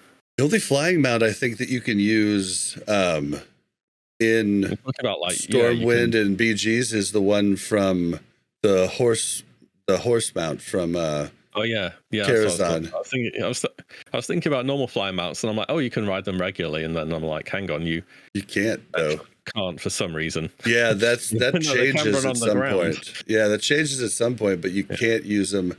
I think that's lame though. Like, I don't like that they're in Stormwind. It's really off-putting. It's like, is there wheels on that? Like, what's going on here? Kind of OP. I mean, the Headless Horseman's mount, that's damn hard to get. Real hard. You've got like a limited chance. There's 5 other people in your group. Oh wait, no, that's the other one, isn't it? But yeah, it's still a low chance to get it. Yeah, the Headless and the one from Karazhan are the two that I remember that you could use in BGs, and in Azeroth, but you could also fly with them in. Oh wait, does the Karazhan mount not fly? Am I crazy? It does fly, no, it doesn't. Oh, it doesn't fly. I've got it. No. Oh, my bad. Then that's the Headless Horseman one that I'm thinking of. No. Wait, so what mount drops from the pumpkin in Scarlet Monastery then? Is that? That's the Headless Horseman mount, and that one. Oh, okay. You don't get it from the event outside Goldshire. No, you get it from. Yeah, I've never really been a big mount farmer. Graveyard. Yeah. Because I was like, wait, does that drop out Goldshire? What's the graveyard one? But no, that makes sense. Yeah. So yeah, it is the one where you got other people to roll against. Okay, for some reason I was thinking you could fly with the Attune mount. That's crazy. I didn't know. So everybody I see flying that I think's the Attune mount, that's the actual Headless Horseman mount. Yep. You learn new things every day. Go. What do you think? Do you like any of these toys or any of this stuff? Yeah, I've never been a big toy person or pet person, but the mount did seem a lot cooler than the TBC mount. I just wish that the Horde version had a red color to it instead of blue. It just seems kind of weird to see Hordes flying on something with a blue color. Don't start complaining about all of this Horde bias. We have so many things that are geared towards the Horde. Leave it alone. It's going to stay blue. But yeah, that is a good point. You won't see me flying on it unless Moonkins can be in form and fly on it. I don't know. If I could, then maybe I'd be a little bit more keen to pay for it. But if not, if I had to be in Tauren form, no, I'm not interested. That's another funny thing. You just reminded me of old host of the show, Yip. Did a video where he was going to get the chicken from the chicken pet from Westfall, and he's in Boomy form doing /chicken, and I was just upset that there was no animation, because the Boomy doing the animation would have been amazing. And I just like Blizzard ball drop on that. Like, how did you not think of that in the beginning? You have the emote in /chicken, and you're a big chicken. I mean, technically you're an owl, but I mean, you have wings, and like everybody else uses their arms to make wings while they're doing the animation.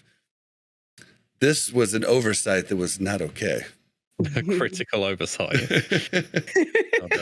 Oh man, all right, yeah, but I do unplayable almost. I feel like at this point, I think it looks cooler. I think it's egregious that they allow it to be used as a ground mount. That's a retail thing. That's not a Wrath thing. I think there's been less backlash about it, not only because it's sort of the second instance of this happening, but the TBC one was brought out a few weeks before the pre-patch, so we had a good amount of time to be angry about it. This one's coming out alongside the pre-patch, so everyone's like, "Ooh, game, I'm going to play that," and then they're like not really paying as much attention to it. See, Blizzard's learning, right? I think we'll distract them with the game as we roll out these fancy toys. Yeah, pretty much. That's pretty much it. Yeah. What are the pebbles that the penguin gives you? I was curious about that too. I don't know. I don't feel like I haven't seen them. I've seen the kite thingy, but I don't feel like I've seen the pets. Yeah, I thought about buying it, but like I have no use for a level 70 boost, and you can't get the stuff without buying the boost. I was like, well, I kind of wanted to just get the stuff to try all the stuff out. Like I bought the other ones, but I needed boosts at that time. Now I've got all these level 70s. I've got 2 level 60s that I might bring over from when I did hardcore, when they allow transfers from Season of Mastery. Like, I don't need another boost. Like, so just, I guess you could get one and have, just an extra tailor or somebody to do cooldowns or something, but because I think you only need 65. So fast now too. Yeah, you only need level 65, I think, to do the max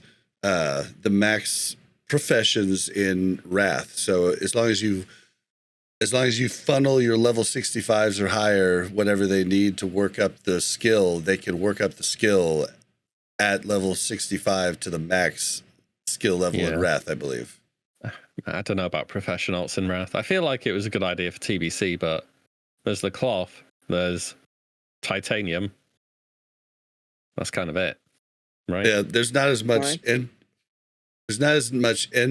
emphasis on that first gear, and then I don't know how much gear is actually crafted in Wrath that you actually need, or if it's worthwhile. I think there's quite a bit less in Wrath than there was in TBC. So in TBC, you had to be in specific spots to make the 3 different cloths. That wasn't on the beta at first, but they recently announced that I think it's live now. Do you know where you had to be for those 3 cloths? Like, could you get there at 65 to make those? In TBC, I have two Tailor alts, 1 level 60 Paladin that I did use the boost for, 1 level 60 Mage. And basically I made them Mooncloth Tailors. And so I just left them parked at that moon well at the town in Blade's Edge Mountain, Rune something. But I just left them there in the inn, and then would mail them the stuff to make the cloth, and then would just walk out to the well, make the cloth. The only one that was tough for alts to get to was because anywhere in Netherstorm you could make the fire cloth. I forget what it was called, but the shadow cloth was a bit of a bitch for my alts to get to, because initially I was making the 2 moon cloths and then the other 2 also. It turned into later just always making the 2 moon cloths, and that's it for those guys. But initially I made all 3, and the one in Shadow Moon Valley was a big pain in the ass to get to, especially on a horde dominated server. But you could get there with all of your guys at level 60. But you can do that in Wrath too for the new cloth, do you think? Are those locations harder? I don't remember. I really don't remember. I wasn't tailoring in. I was tailoring locations. I don't even know if there is locations. I'm not sure. I'm trying to find the blue post because I think they just said something about it. I can't find it though. And I don't even know. I think it was in the hotfix notes, but I don't know if it said where the stuff was supposed to be. Yeah, I'm not sure. I'm not even sure. I know. Maybe it was just the cooldown. Maybe that's all it was. Because the cooldown wasn't on the beta. Maybe that's all the notes was. And I was thinking it was a location too, tagged onto it. I don't even know what the cloth. I don't even know how good all of that stuff is. Like I haven't heard. You heard a ton about it going into TBC because it was so important, and I don't know that it is now. I'm just not sure. Write in, guys. I think it's less relevant. I feel like I would have heard more about it as well if it was really good. Yeah, I feel like like I dropped blacksmithing a long time ago, like just because I don't think it's going to be that relevant going in. What are the best professions, do you think, in Wrath? Engineering. Make sure you have engineering. Yeah, NG. And then most likely jewel crafter for lots of classes. Yeah. Engineering's just kind of OP. It gives you so much stuff. Like parachute cloak, you got these haste buff you can put on your gloves. You got nitro boots, which give every class in the game great mobility. Well, and just amazing in PvE. Something you might not know, Mel. Nitro boots used to be an extra item you'd have to take stat losses on to use. Now it's an enchant you just put on your boots. Yeah, it's so good. Yeah, it's a tinker. They call engineering enchants tinkers, but it's a tinkering thing. And jewel crafting is pretty much good. You can pick any stat you want and just have more of it. Whereas other profession bonuses are like only attack power or spell power. With jewel crafting, you can have expertise, armor penetration, haste, strength, anything you want. That's why it's so good. Pretty much, it's just customization. Yeah. Engineering also on top of that, Mel. You have a mailbox that you can drop anywhere you want on, like, I don't know, I think an hour cooldown. You've got, like, you're able to use the auction house at Dalaran. Yeah. Oh, that is secretly the best bonus about engineering. Yeah, having to go back to Storm to Olgarati's auction house is so annoying. So annoying. Like back in original Wrath, I had engineering on literally every single character. I mean, it was a good decision anyway, but yeah. But you probably still would have had it just if it was just the auction house ability. Yeah. I know you can relog and stuff, but I don't want to. I just want to use the auction house now. Yeah. Then grenades, like, it's just everything. And then there's also, it's not just the haste buff. There's another buff you can put on gloves too, like that is more relevant for other classes. Like there's just so much. Oh, the rocket gloves, like that's no longer a trinket. That's something you put on your gloves that can be a ranged thing for classes that don't have a lot of ranged stuff. And there's so much. Yeah. Mechanohog as well. Mechanohog, yes. The best mount ever. Jeeves for a pair. Yep. You can get a wormhole thingy to teleport you around the North End. Yep. And lots more. Go engineering today. Oh. Yep. We lost Go for a second there. We got him back. Have to go and work up engineering. Oh, we lost him again. I don't know that you'll have to.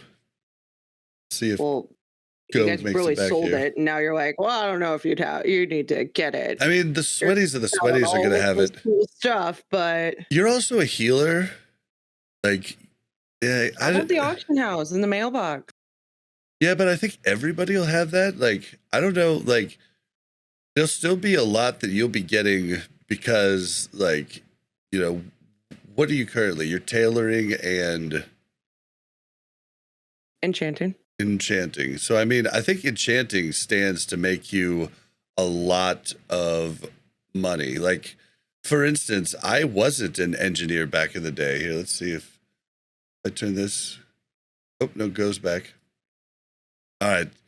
If like back in the day, I was a jewel crafter enchanter, and I made a ton of money on enchanting because everybody was going, the other stuff. So I mean, and then like all of your gear, you'll be disenchanting and being able to just like, it's not like now, like enchanting, you could put on scrolls now and just put them on the auction house. Like it's going to be a much better and easier moneymaker than it was in the past. I made like, that's how I made all of my money, just having one really character back in the day. And that was because I was enchanting jewel crafting. Jewel crafting is good money too. So, but yeah, I think you being, with everybody min-maxing, I think you being that different thing is going to be huge. Because I know I made a shit ton of money with blacksmithing because everybody dropped it, like middle of TBC. So I think you'll be fine, and I don't think we'll be pushing anything super, super hard like that, where a healer needs to have engineering. Yeah, I mean, you always want an enchanter, and it's such a shame to drop it when you spent all the time right, collecting everything. And I don't know what expansion it is where you can drop stuff and pick it back up and keep what you had previously. Oh, that they changed that at some point where you could still have all of your. I feel like they did. I really don't know when, but it seems like such an obvious thing to implement at some point in time that I'm going to assume they did, or I hope they did. But yeah, it's such a shame when you've got like all these enchants, because people will still be buying like even the lower level enchants to put on their heirloom gear as they gradually level it up. Yep. And so on. So it's yeah, and you can just put stuff on the auction house, which is like the big convenience factor. Right. People pay for that. I pay for that. Yeah, I mean, I'd spend literally double if I could just go to the auction house and buy it. I'm the guy you make money off. Like, right. Like working up the new characters, I still bought multiple 30 spell power, enchants, and that's a molten core drop, that you still have to go and have it drop for you, So like, yeah, losing all of those enchants you've gotten over time is a really big bummer. And yeah, you would probably given them by your guild and stuff. And I don't know, it just feels so bad to drop it because like something else is 1% better. I wouldn't do it if I've been an enchanter forever. Like no chance. Fair. All right. Well, what else we got here? Okay, so transfers. Free transfers are now up for realms with really big queues. I don't know about the other realms, but Benediction, our two options are not good for Alliance. So I don't know if this is them trying to faction balance in a different way, but it is pretty egregious when they forced us. They didn't give us free transfers off of, and this is just my experience. Everybody's got different ones, but they didn't give us free transfers off White Main. We spent thousands of dollars to go to a server that they allowed us to transfer to. And now they're telling us, oh, we screwed up. Can you transfer off? It's a little rough for me to take and stomach at the moment. Like, I'm just like, it's a little bit fed up with this all these server issues. How do you guys feel about the queues and the free transfers and the fact that there's only like 4 layers up on Benediction and different servers that could have 8 up and possibly be having more people in? How do you guys feel about all this? Yeah, I mean, they know it doesn't work. People don't take these. They did a blue post a while ago saying, broadly speaking, people don't take free transfers to a server that's worse off than the current server. They'd just rather wait in the queue. Right. Like it's pretty much a question. Do you want to play now, or do you want to have an active server in a few months' time? If you want to play now, transfer, and it might cost you $25 a while later. Right. Or wait, pretty much. But yeah, that's just how it is. And there needs to be more layers. Where are the layers, Blizzard? On TBC launch, my server had 12, and it was not like even a massive server. Yeah. Yeah. And now apparently Benediction has 4. You should be on like double digits easily. Yeah, when I we're don't get sitting the there, 4 layers. Like that just doesn't make any sense to me when we're sitting in like a 7-hour queue. it feels like they're really pushing something, and they're What it's trying gonna to do, make though, us the problem transfer. is what it's doing is, us that have been playing since classic vanilla, right? We're annoyed. We're not going to quit for the most of us, right? People that came back to play with their friends and they come back to play on Benediction with their friends, they get in and see a 3-hour queue and they're like, yeah, no, I'm not going to come back and play. I'll see you later, right? Like they're not helping their cause here of keeping new players interested and engaged in the game. Yeah, I think people have really short patience and sort of like attention spans for stuff like this. Like if you log in and your friends are on a big server and you see a queue and it's you can only play on the weekend, you're just not playing. You'll be like, hey, do you want to go on Fresh or something probably and see, oh, well, that's got a queue as well, actually. So Right.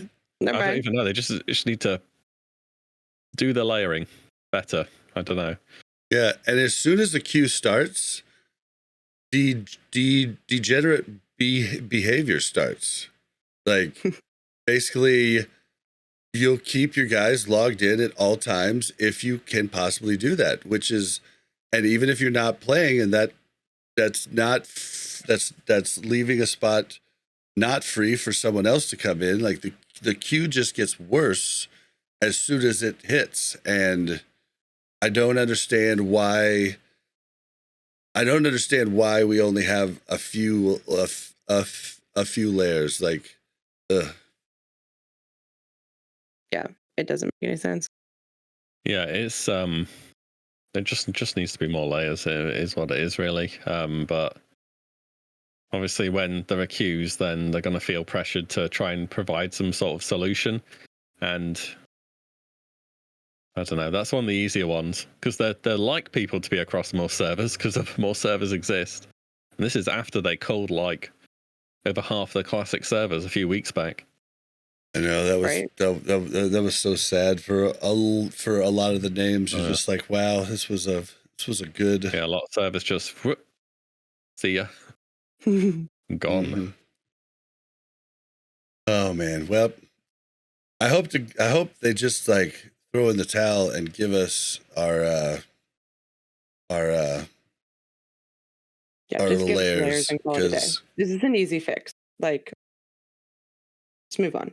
it feels really bad. Like we were gonna play with a couple of our mods, Cappy and Zamora. We were gonna play with them last night, do a couple dungeons in Outland, and something happened where Zamora got kicked, and then she had an update, and then by the time she got back in, she was back in the queue and past the grace period of being able to relog back in without the queue, and we just couldn't play. And then they had a 4-hour queue, and they're like, well, the night will be over by then. We're just going to go watch TV, and Yeah, that they're losing a lot of people. I think like it's I think they are. Yeah, like, they really are. They need to sort something out. I think they'll be dropping a lot of potential people coming back. a Like ton of potential people coming back, because people like us, let's be honest, we're going to figure out a way. But So I I already think said we're that. we're definitely, like Mel said, the minority, and it's Remember bummer. the good old days of 2019 when the queues were just always up, always. And, Your remote desktop and stuff. Like, if I had to sit through, I mean, it doesn't apply for me because you just log in whenever really, and you just move your character a bit sometimes. And I can do that, but that's not really the norm. Yeah, and the only reason it actually probably survived it back then is because that's right when COVID hit and everybody was sent most home. people were working from home, Yeah, and like now we're like, people aren't going to mess with, logging in remote desktop. So yeah, give us our friggin' layers. People have had more patience then as well. It was like, in a weird way, the queue drove the hype. Right. Because you're like, this is the first time this happened in 16 years. You know, if it takes me 4 hours to log in, I'll wait to log in. And then, oh my God, I'm in Duratar running about. Wow, back in the day, go and pick my potato cactuses or whatever. I don't know if people have the exact same patience with their wrath. Maybe they will. Yeah, we'll see. We'll see. I don't. Stop messing with us, Blizz, please. We love you, and we just want to play the game, man. Just want to play the game. All right, the last piece of news on the list is name change is now an available service, and everybody keeps changing their names, and I don't know who anybody in the guild is once again. Yeah, it was bad enough when we transferred servers, right? And there's now all these different names. And I'm like, I'm pretty sure, I thought somebody was somebody else for a good 3 months before they talked in Discord. And I was like, wait a minute. That's wrong, right? But I don't care. Whatever. Change your name if you want. Yeah, I think it's a good service. Just put a note in the character section on the guild of who you used to be so that I know, so I can look and don't have to ask. No thoughts on this, though. I mean, it's a good change, right? I mean, yeah, sure. Why not? Yeah, I don't really have much to say. It's like $10 though but you know what Blizzard's are like for their automated services costing money. Well, they had to put a lot of money into this, WillE. Somebody's got to sit there and type in their new name. I feel like and then you need some sort of price on it, though. Like, you need some sort of price on it, or people just change their name willy-nilly. Like, well, like somebody runs this is something we've seen. Like, we've been seeing people scam people in GDKPs on Benediction. They collect all the money, they pop out, and then their character name is gone. Like, you can't ever / who them again. They're changing their name. Yeah, I mean, you could have it for free and just put like a month cooldown on it or something. Well, and so and Blizzard will definitely jump in at times for ninja looting, but not GDKP scamming. Like, they don't help you on that. So they just collect all that gold and then they just peace out, change their own name, and whoops, see ya. Bada bing, bada boom. It's happened to a few people that I know just recently. And you said you heard it too, Go? Yeah, I'm on a smaller server. It used to be smaller because I haven't had to deal with the queues once yet. I'm on Mankirk. But I think Mankirk was listed as one of those that you can't make new tunes on or you can't transfer to, something about that. But yeah, like somebody was spamming like the LFG chat, like so-and-so ripped off this GDKP, and I was tempted to like report that person for spamming because they were spamming all the stuff, but I was like, they're just frustrated. But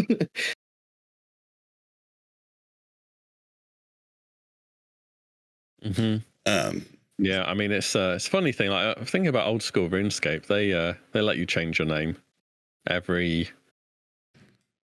think it's really often, and you can pay for that with bonds, which is like their equivalent of the WoW token. Change your name. Well, yeah, Cappy in chat says that Steam will show you like the last 10 names of people. Be nice if there was a little record of what your name was, because I feel like a name change should be, you want to change your name for you, but I don't think it should be something you can use to hide from something you've done, on the server. In fact, on RuneScape, there's people literally call it a double name change when you scam, and then you change your name twice. So it only says previously known as. Oh, wow. Yeah, so that is an actual thing. So maybe the name change should be just a little more expensive than $10. Maybe it should be, if you really want it, you could drop that 50, like if you really want that name change. And if you're getting a lot of gold from a GDKP, it could certainly be worth more than $20 to you. Yeah, true. Oh, man. All right, well, that's going to do it for the news. We're going to be going into the pre-recorded discussion, but we're going to give everybody here a chance to sign off I'm not going to sign off because I sign off at the end of it, but we're going to give everybody else a chance to sign off. Mel, where can we find you? So I'm gonna retract ever giving my Twitter out again because I just found like a month and a half old Twitter message from somebody about the show, and I felt really bad. So I'm not gonna give you my Twitter. You can basically find me in game on Melrina in Benediction. Got it. Yeah, I every time I check Twitter messages, I'm like, oh crap, someone wrote me a month ago, because if you don't follow them, it doesn't give you a notification. It doesn't tell you, man. It happens to me a bunch, and it's like, someone wrote to me ages ago. Yeah, and I'm like, a nice thing, and I didn't reply, and I'm a bad person now. Yep. Oh, WillE, where can we find you? YouTube, WillE, Twitter at MMO WillE. And ClassicGho. I think you signed off at the end of the next piece, but go ahead and sign off again. Tell them where they can find you. Just YouTube, ClassicGho, GHO. Weird spelling. I don't even know why my name eventually made sense. I didn't know GHO to be pronounced Go, but it works. So yeah, just on YouTube. No Twitch or anything. Okay. Cool. All right, and you'll hear me sign off after this WillE, did you want to say anything about the eye level squish? Oh, the eye level squish. Because that's what this whole discussion I'm going to play next is. And you just want to give your thoughts on it. I invited you to come, but you didn't really have an opinion at that time. I wondered if you changed. Yeah, I remember you messaged me, and I was sort of hadn't really gone through all the options yet, but in short, pretty much the amount that they were considering dropping it by 13, I think, was too much.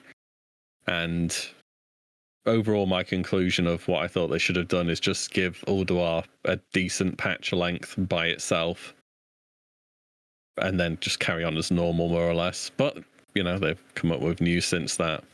That's something. So I guess overall, I wouldn't have been in favor of it. Yeah, that's something that is going to be mentioned in this one. But they also, I guess, they just recently, I saw a video from Sarth. It was right before the pod. I didn't get a chance to check it, but he said that they're looking at buffing Ulduar gear by 6 gear or item levels, which is something that you'll see here in a moment that I kind of suggested too as a possible middle ground. So hope you guys enjoy this talk. It was prior to, it was a few days ago, so I hope it's still relevant, but we're going to go ahead and play it, and we're going to see you guys next week. Bye. Bye. Bye.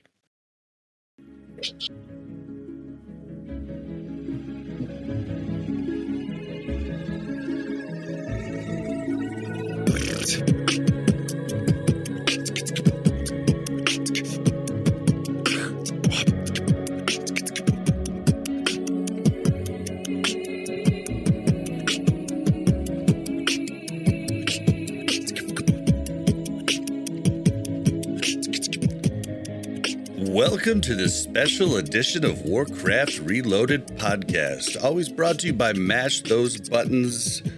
And today is going to be interesting. This is streamed live on twitch.tv/Blazzinbob, but it's also going to be tacked on at the end of next week's episode, most likely. So we have a different cast, so I'm going to introduce everybody. We have returning to the show, Rugs. How you doing? What's up, Bob? I'm doing well. Thanks for having me, man. Good. I hope you have that smile on your face after our debate. I'm hoping. We'll be civil, I promise. Just friendly. Then we have ScotteJaye. How you doing? Hello, mate. Thanks for having me back yet again. Glutton for punishment. I love it. always happy to have you back. And unless something happens, this will be the second time you've seen Go on the show, because in the future he's going to be on that you just heard, most likely. So introducing ClassicGho. How are you doing? I'm fantastic. Thanks for having me here. It's my first time meeting you, but I've hung out with Rugs and Scotty before, so it's great to be back with them as well. Yep. I've never caught your stream live because it's on YouTube, right? Like, you're not on Twitch? Yeah, I was doing Twitch for a while there, and it just so happened that I got affiliate or partnered on YouTube first, because that's where I started making content.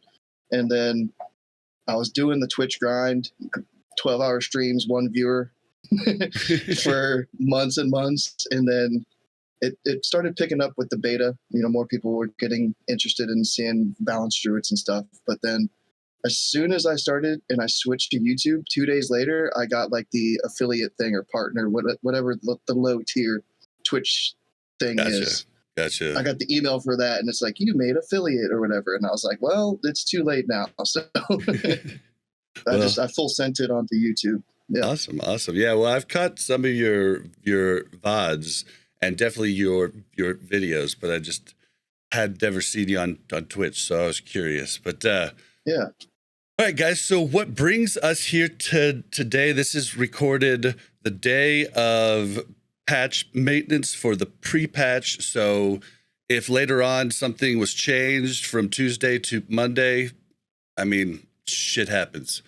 But what we're here to talk about is the proposed. This is not a coming change. This is a proposed change that may or may not happen. There's a proposed change to nerf the eye level of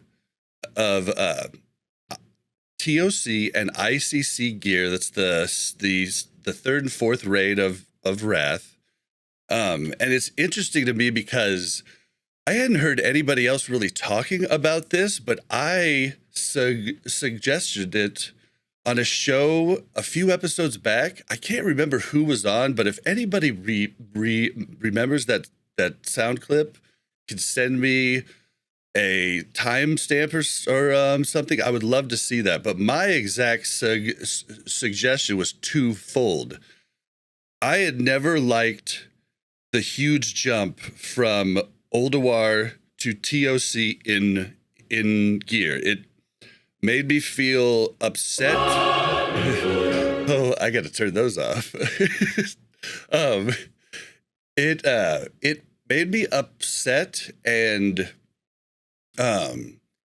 just like I had done so much hard work. That was back when we raided 5 days a week, yada yada. So things might be different now, but I remember just seeing the gear and being like, dude, all this stuff is worthless now.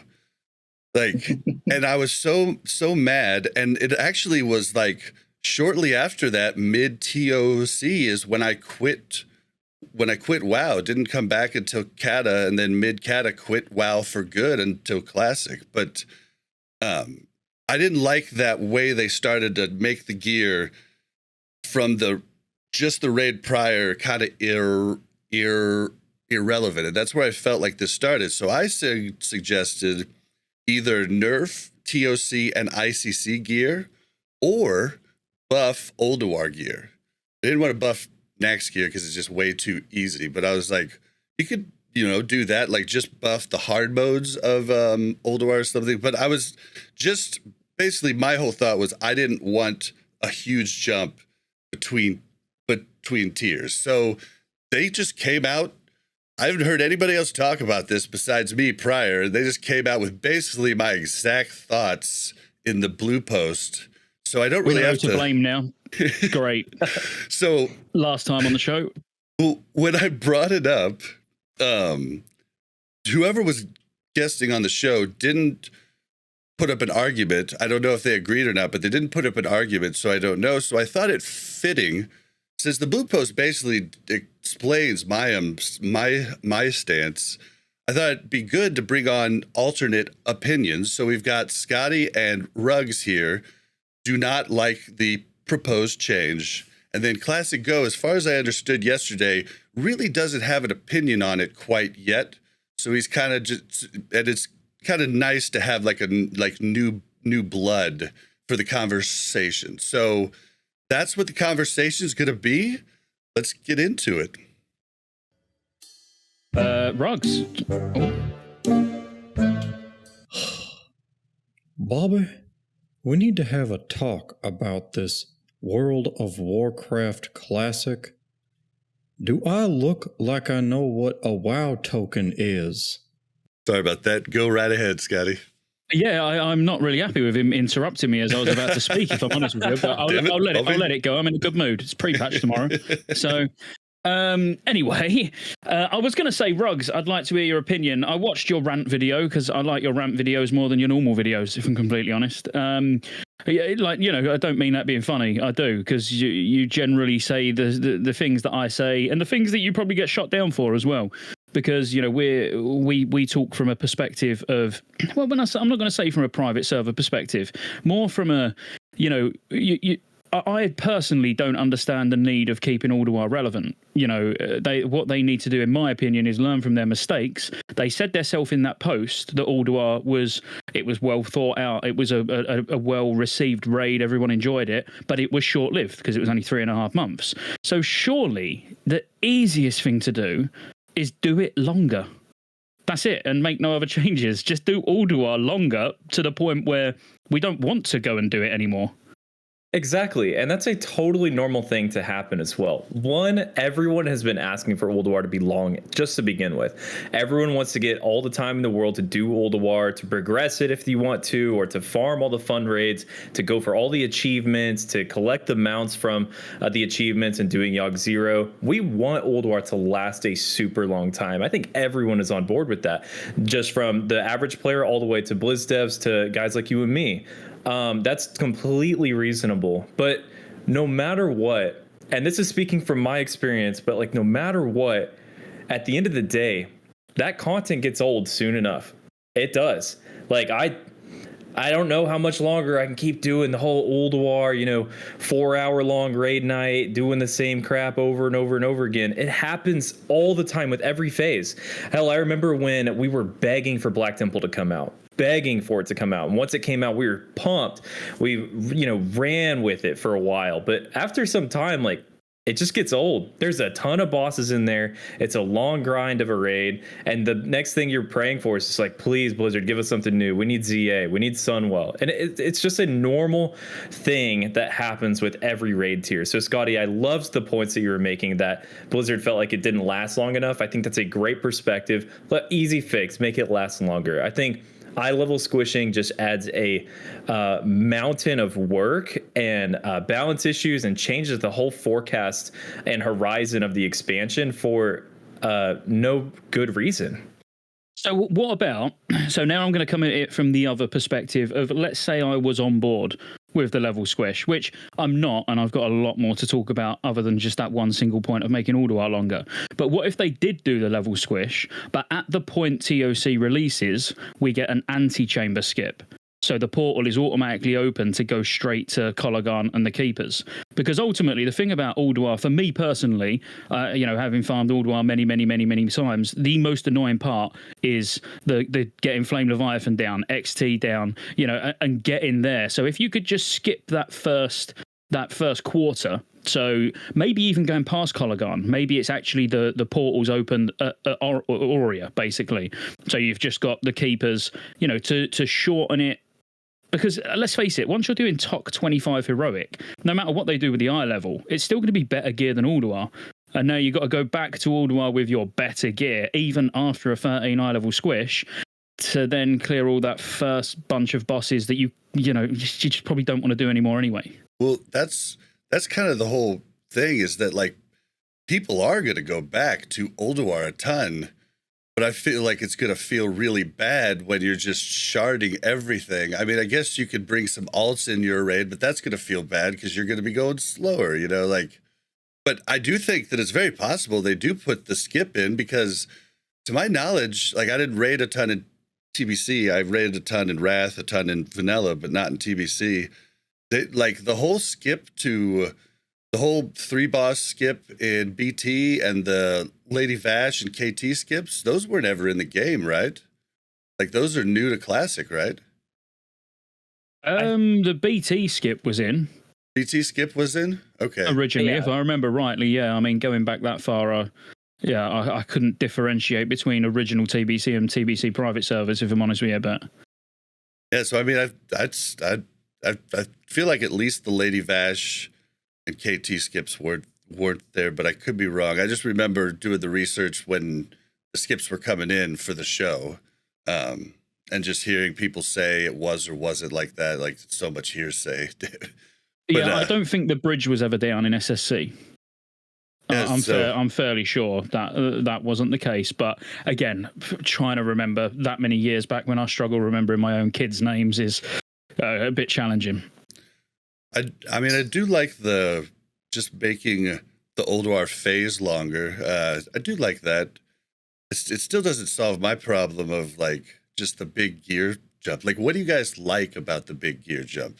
I mean, of course, can I start, because this is a big point of all of this is, what they're doing is looking at what they consider a short-term problem, which isn't a short-term. It's not a problem. Like, in my opinion, when you go from one tier to the next, like when tier 8 comes out, when Ulduar comes out, you're not going to be going back and doing Nax anymore. Not for gear. There's not any items that you're going to go back and like try and farm. And even if there was a particular item that you wouldn't mind getting, there's going to be a very, very close alternative. I can't think of many items in Nax that are going to be used still. But so automatically when a tier launches, the previous tier should be fairly irrelevant, not to the point where you never ever go and do it. That's what GDKPs are for. They're for making gold, but they keep the content relevant because people are getting together. They don't want to go and do, like when Sunwell first launched, there weren't that many GDKP runs going to Sunwell because they don't want challenging content. They want content they know they can get through, get an half decent sized pot and split it. So, when TOC's out, Ulduar GDKPs will 100% still be a thing.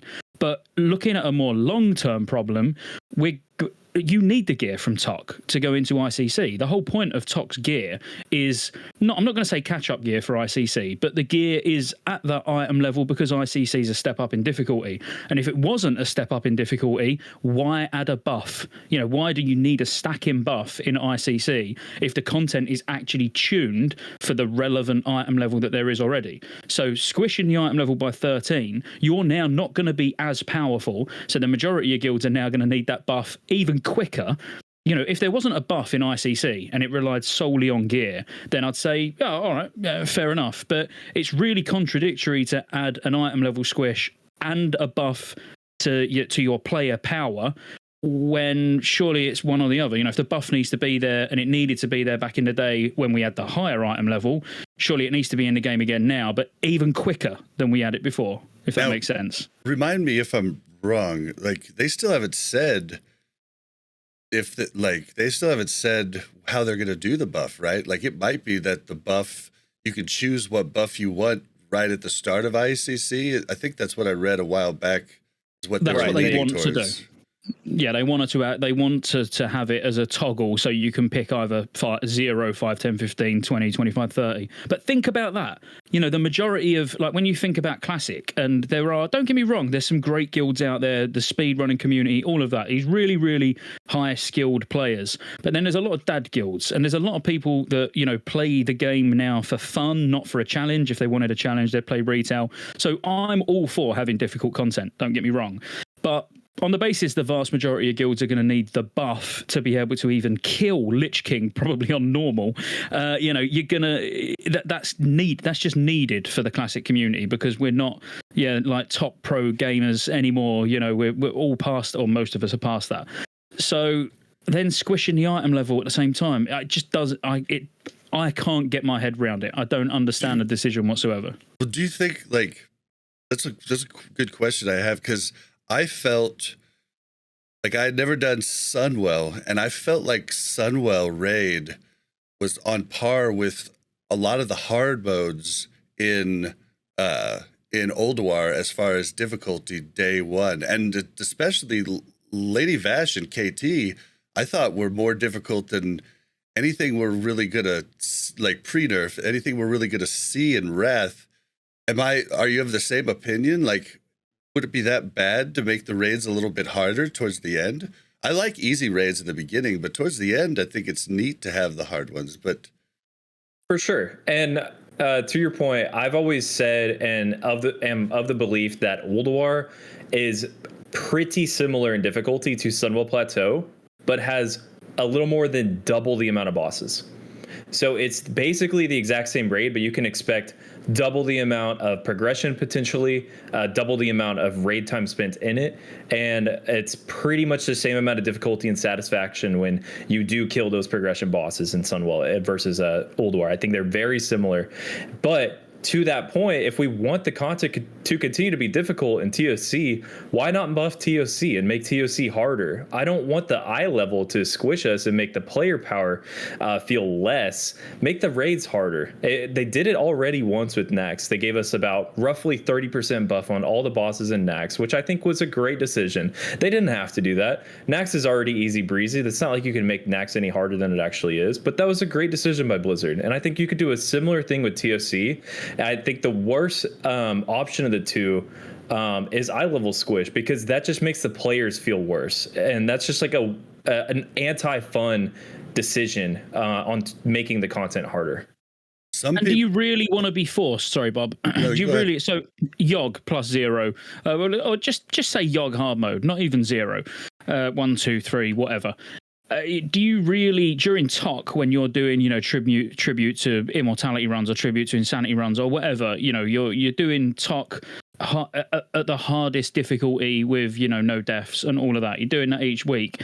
Do you then want to be forced to go and clear all the bosses in Ulduar just because Yogg hard mode drops one item that is, potentially an upgrade when it shouldn't be an upgrade? It's the previous tier of content. And I know the classic community that I'm going to upset here are the people that are like, oh yeah, but TOC's only 5 bosses and it's got no trash and it don't take long to clear. Why is that a thing? Why does that matter when we've got people whose sole goal in World of Warcraft now is killing raids really fast? So if your goal and your purpose of playing WoW is to speedrun and you want to complete these raids as quickly as possible, then surely tier 9 is like, that must be a wet dream. It's like, yeah, we can just get it done and that's it, And during tier 9, what a brilliant time to start working on alts and using TOC to get catch-up gear so you can go into ICC, which arguably is the best raid of all time, maybe aside from Ulduar or on par, to then be able to raid ICC for the rest of the expansion on multiple different classes. Having that time to do other things, in my opinion, it's not a bad thing. It's not something where you need to start messing with gear over. In my opinion, I know like a lot of people are on board with the item level squish and they think it's a great idea, but you're now going to be having to raid Ulduar hard modes, TOC 25 hard modes every week when you could get a bit of that time back to spend on an ult, spend on whatever before that real, oh my god, we need to go sweaty, super hardcore for ICC, strap yourself in ready for wipes, this is going to be serious progression again. Having that little bit of breathing space halfway, nearly towards the end of the game, I don't see as a bad thing. And another thing about the gear from Ulduar is they've already confirmed that they don't want to allow players to double dip these unique equipped trinkets. So we're not going to get the heroic version of Death's Choice and the normal version of Death's Choice for BIS classes. That would be BIS on like DKs, Warriors, Reds, just to name a few. That's like a lot of classes. And the same with like Reign of the Dead from Anubarak and TOC. You're not going to be running double of those, which makes the value of trinkets from Ulduar jump up a whole lot. Like a lot of classes will probably be running a Death's Verdict plus a Comet's Trail, or a Reign of the Dead plus a Flare from Vezek's hard mode, or maybe even Mjolnir Runestone. I mean, I've never been in this type of meta before since they made that change, so I'm not sure what those BIS lists will look like when we get there in Phase 3, but those trinkets skyrocket in value, which is another reason for us to go back to Ulduar.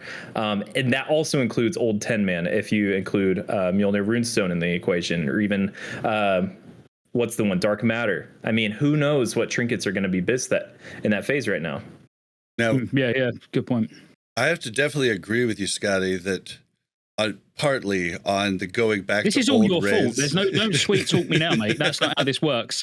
You've ruined Wrath of the Lich King, well, specifically tier 9 for everybody, and now you're coming sucking up. I'm not happy with that. So I do like certain BIS gear being the tier prior. I think it's a neat little flavor thing. I don't like BIS gear at the end of an expansion still being in the first raid, like DST, Dragon Spine Trophy. Don't like that at all. I think that's bullshit. The belt from the warrior belt from Ragnaros. Gosh, I think thinking Corehound belt, but that's not the name of it. The Onslaught girdle, yeah. And those types of things piss me off. But I do like the flavor of like the previous tier. There's still being some good BIS gear there for every class, but I do agree with you on the other, and I'm the complete opposite though, and I'm not. I get it. Not afraid to say it. And the only reason I'm the complete opposite is because those tiers of content then should become like. I'm not going to say they should be irrelevant, not completely irrelevant. They should really sort of tide you over until you can get something that's obviously a solid replacement in the current tier, and maybe they're not that much worse, where you could almost say it's optional. You could use that previous item and then let the new item that drops in TOC, for example, let all the other people take first because they didn't get the item that you've got, so it's good enough, but still not BIS. And that could be the retail player coming out in me, where I just do think when it then starts making things difficult for individuals to compete because you need Comet's Trail, you need Mjolnir, you need something like that, and now you're being forced to try and go back to a previous tier, which hardly anyone's running because most people have already got everything they need from there.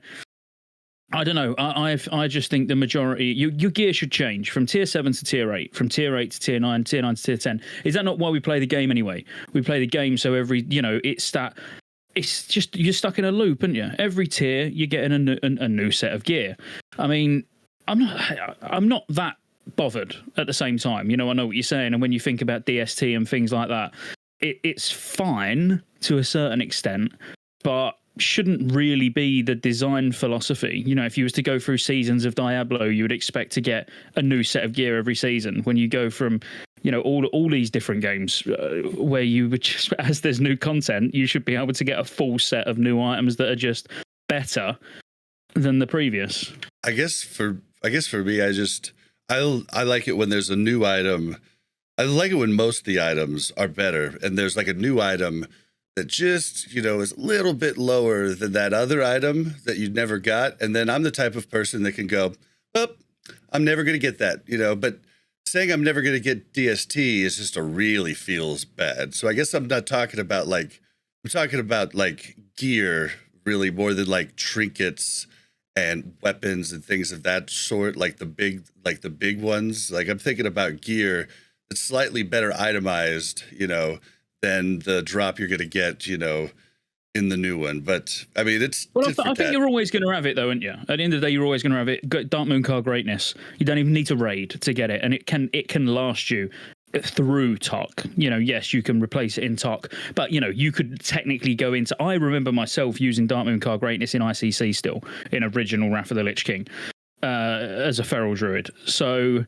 There are those items which, I don't see an issue with the odd item, but I don't like the thought of changing all the itemization completely just to force people to go back and do older raids, which is that's what's happening at the end of the day. It's that I'm scared. I think that's the main thing I want to put out. I'm scared because I love Ulduar.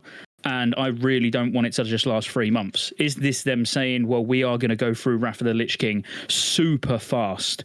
They already know we're only going to do it over a year or something like that. Because if we was going to be in Ulduar for 5-6 months, we do not need the item level squish.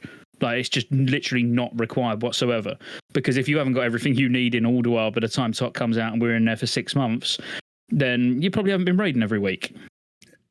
And I feel like the casuals just wouldn't even really worry about that. I feel like the sweaties, there was that eye level squish, and there was gear that was just as good as talk, the sweaties would be forced to run splits or forced to go out and pay a ton in GG, DKPs, for the top end guilds. It would actually put a lot more work on them than I think it would the casuals or the, sweaty casuals, which I've been deemed. Real quick before I go on to my next questions, Go. Want to chime in so far? How do you feel so far? I'm just absorbing everything because you guys are almost speaking a different language. Because I did play back in original Wrath. I do remember a little bit of like maybe the last 2 raids. I don't think I ever did ICC. So all of this, like, I don't even know the eye levels. Like, what's the big difference in the eye levels between tier 10, tier 9, and tier 8? Well, basically, tier 8 is going to go from 239 in the hardest of hard mode, 239, and then when you go into top 25 normal, it will be 245. That's what I mean. There's not that big of a difference anyway. But it's just for a hard mode, Yeah, it's like basically what Blizzard wants to do is make it so that Ulduar hard modes are still better loot than TOC normal modes, but hard modes would definitely be better. But it does change a whole lot, and that's kind of what I want to get to next. First off, you mentioned giving the bosses more health, which would increase the fun factor because you get to pump higher numbers, for longer, right? That's like why you would prefer that rather than the eye level nerf to the gear, right? Yes, I'm always of the belief that if a raid is too easy, just make it harder somehow. And I think TOC is a great example of that because Nax is an entry-level phase 1 raid, so I'm okay with Nax being easy. I would have been totally fine if Blizzard didn't touch Nax at all. But TOC is too easy of a raid comparative to where it's sandwiched in the middle of the expansion between like Ulduar and ICC. Right. Exactly.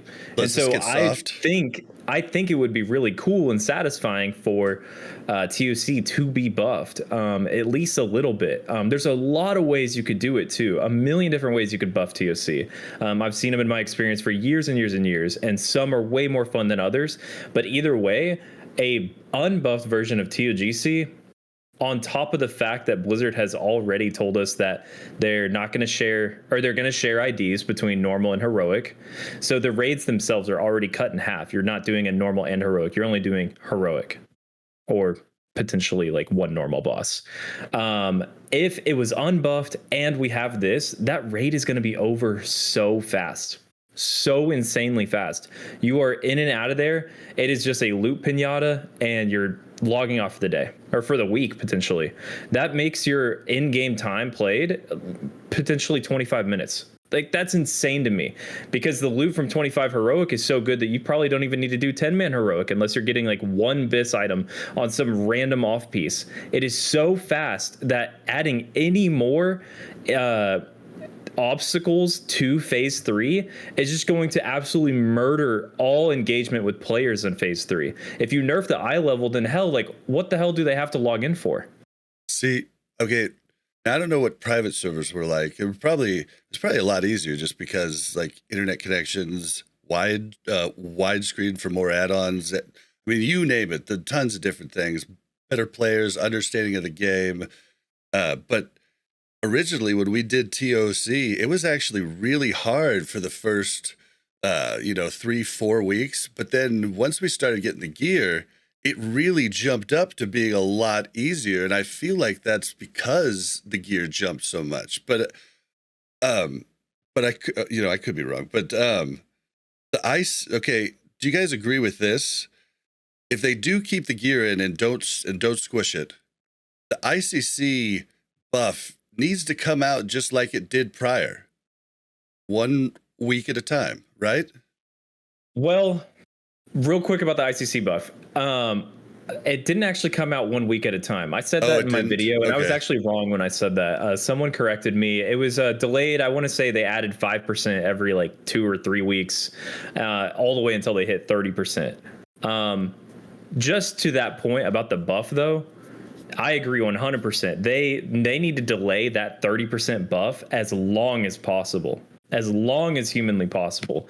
I mean, people should be progressing through ICC at 0%. It's going to be so much more satisfying. Take it from me. I was in a guild on a server that we don't talk about, and we didn't kill heroic Professor Putricide until we had 5% buff. The week before they added the 5%, our best pull was like a 1% pull or a 2% pull. We were this close to killing heroic Professor Putricide, but because they added the 5% buff, we took it and just went with it so we could kill the boss to get on to Lich King. And when we killed him, it was just like, all right, great. We should have had it last week. Like, not satisfying at all in the slightest. It was a huge buzzkill. Then you get to Lich King and it's like, well, damn, we should have been here last week, and now we have a 5% buff on Lich King, where I guess we'll turn it off for now. And then the fight's like insanely hard, and you just like have this 5% buff, and then the week after, or a couple weeks after, this 10% buff like staring at you, inviting you in to like help you kill the bosses. It's just, it feels terrible. It genuinely feels awful. So I would just encourage Blizzard to delay that 30% buff, and don't make it staggered either. Make it just flat 30% and delay it for probably like 4 months, honestly. What about, so the way they back in original Wrath, as in I remember this because I remember being logged outside ICC at maintenance, at server reset at 11 o'clock, bang, we was in there raiding, because obviously they didn't actually open ICC either, did they? It was like one wing at a time. So it was like 5 weeks, I believe, something like that, before you could even kill the Lich King. And then it was probably a few weeks, and then they started implementing the buff. Yeah, staggered every 2-3 weeks, like you said. What are your thoughts about that, though, as in the raid being fully accessible from the word go? I mean, I know even Sunwell was similar and it was accessible from the word go, but are they going to do that? Well, the way ICC works is you can't kill a boss on heroic until you've killed that boss once on normal, which already delays the entire raid by 1 week. If you were to full clear ICC normal, you can't kill ICC on heroic until the week after. So that's already one time gate that is just embedded into ICC, assuming that they keep that. I thought you just needed one person in the group that's killed Lich King normal. I'm fairly sure it was just as long as you've got one person in the group that's killed Lich King normal, they can change it to heroic. That's actually true. Yeah, I think that's actually right. That's a good point, Scotty. But I mean, if we want to delay the access of bosses, I'm okay with that. I just don't want it to be like 5 weeks long. That doesn't feel right. I think it was right back in the day. I think that was a really cool feature back in the day. But these days, I would want a more modern time gate. Maybe like half of the bosses 1 week, and then the other half of the bosses the very next week. And that's not something that I'm like thrilled or like super big on. But if they wanted to do that, I would encourage like a 2 week time gate. Yeah. It's kind of like I mean, I wouldn't. I'm not bothered either way. If I'm honest, it would, for me, it would just be just open it all, whatever. It's not new or unique or anything like that anymore, is it? Let's be honest. We could all be killing Lich King now if we wanted to be killing Lich King now, just not on official Blizzard servers. Yeah, I'm kind of I'm kind of with you, Rugs, about the like just 30% buff later, because I don't know, like it was a badge of honor to get Vash and KT down pre-nerf, and the people that didn't have that badge of honor. Same with Sunwell, though I think many more guilds completed Sunwell than Vash and KT pre-nerf. So like it's kind of weird to do that buff incrementally. I guess you could have it where you could turn it off, but any progression guild is gonna like at least half of their members are gonna be like, can we just turn the buff on, please? They're not going to want the challenge. Exactly. It's gonna split guilds. Like I even think if they don't let you toggle heroic on and off between bosses in talk, it's going to cause some guild drama huge, because there's going to be half of the people going, we know we could do normal. Let's just do normal. And then there's going to be the other ones going, well, I know we could do hard. Let's just do hard. And then if you go into hard, you get stuck on boss 2 and you're locked, and then they're mad at the other people. I mean, it's going to be drama, I'm pretty sure, unless you can toggle it. The thing is, as well, what you don't want is because toggling it on. So let's say doing Light of Dawn 0%. Yeah, you've got no buff. You do Lich King Heroic, and you can toggle it on or off. You know, people are going to use the 30% to get as much gear as they can, and then do it with the 0% buff. But now it's not really relevant anymore, even though they can say they've done it. It's like, well, yeah, but you've just spent the last 4 weeks with the 30% buff on, just blitzing through it to get gear. You know, I'm with Rugs. I personally I'd let the 30% buff go out all at once, but I would have it toggleable, as in between 5, 10, 15, 20, 25. You know, you speak to an NPC at the start, you select what buff you want, and that's it. Then you can slowly progress on that as a guild. You could call it a post-nerf state, couldn't you, at the end of the day? It's like, right, well, it's all 30% easier now. You can still do it on 0% if you want to do it on 0%. But as long as there's a decent amount of time, yeah, like I think 4 months would be about perfect, actually, because by then all the hardcore raiders will pretty much have most of the gear that they want. Maybe not all the Shadowmourns complete, but going to have the majority of the gear, where now even they'll probably happily just switch it to 30% just to blitz through it and get it done. I say even go further. Like, say they do 5, 10, 15, 20, or say they do 10, 20, 30, or say they do all at once, or say they do 15 and then 30. Either way, I say add in achievements, and they're time gated. Once the say 15% buff comes in, you are like, you can no longer get IACC 0%. Now you can get IACC 15%. Whether you toggle it off or on doesn't matter, or at least they make it a different color because you did it prior, like, so people can still get the achievement, but it's like a badge of honor, a title, maybe. It's, and everybody else just gets the achievement. Something like that, I think, could be really cool. I think that's a great idea. I actually love that. Go, anything so far? Just checking in with you. Hope you can go hear me. Am I muted? Oh, no, it was the Wi-Fi. Sorry, Bob. What did you say? I was just saying, do you have anything to chime in with yet? Yeah, I'm like a sponge right now, just taking everything in. Right. So, well, I think we need to, we need to convince Go, as in, like, Bob, it's your job to convince Go that actually the item level squish is a good idea, and it's mine and Rugs' job to convince him that it's not a good idea. And then obviously, if he sides with you, I'm going to beat him up. Well, I mean, I've been trying. I'm not pushy with my opinions. That was young Bobby. I'm old Bob now, Boomer Bob, and I'm like, okay, well, that's just my opinion. Well, so just think of it then, like Go. Think of it from my opinion, not his. And I'm not pushy either, honestly. As in, do you see the point of having a raid where it's so difficult that it needs a 30% player buff? That's how difficult of a raid, like heroic, ICC is, that they need to give us a 30% buff for the majority of guilds to be able to clear it. But also say that the gear from the tier that is meant to get you ready for it now needs to be lower. Yeah, that doesn't make sense. Yeah, like I wouldn't want a buff for my character just by going into a raid, because then I don't have that buff when I'm outside of the raid, so it's going to feel different. I'm going to be hitting things differently, like attack-wise. That just feels weird. But back to like Sunwell real quick, I was hoping that they were going to gate it and have the first 3 bosses, and then I was kind of too. Twins, and then Muru, and then KJ. Like I feel like that might have been a better play.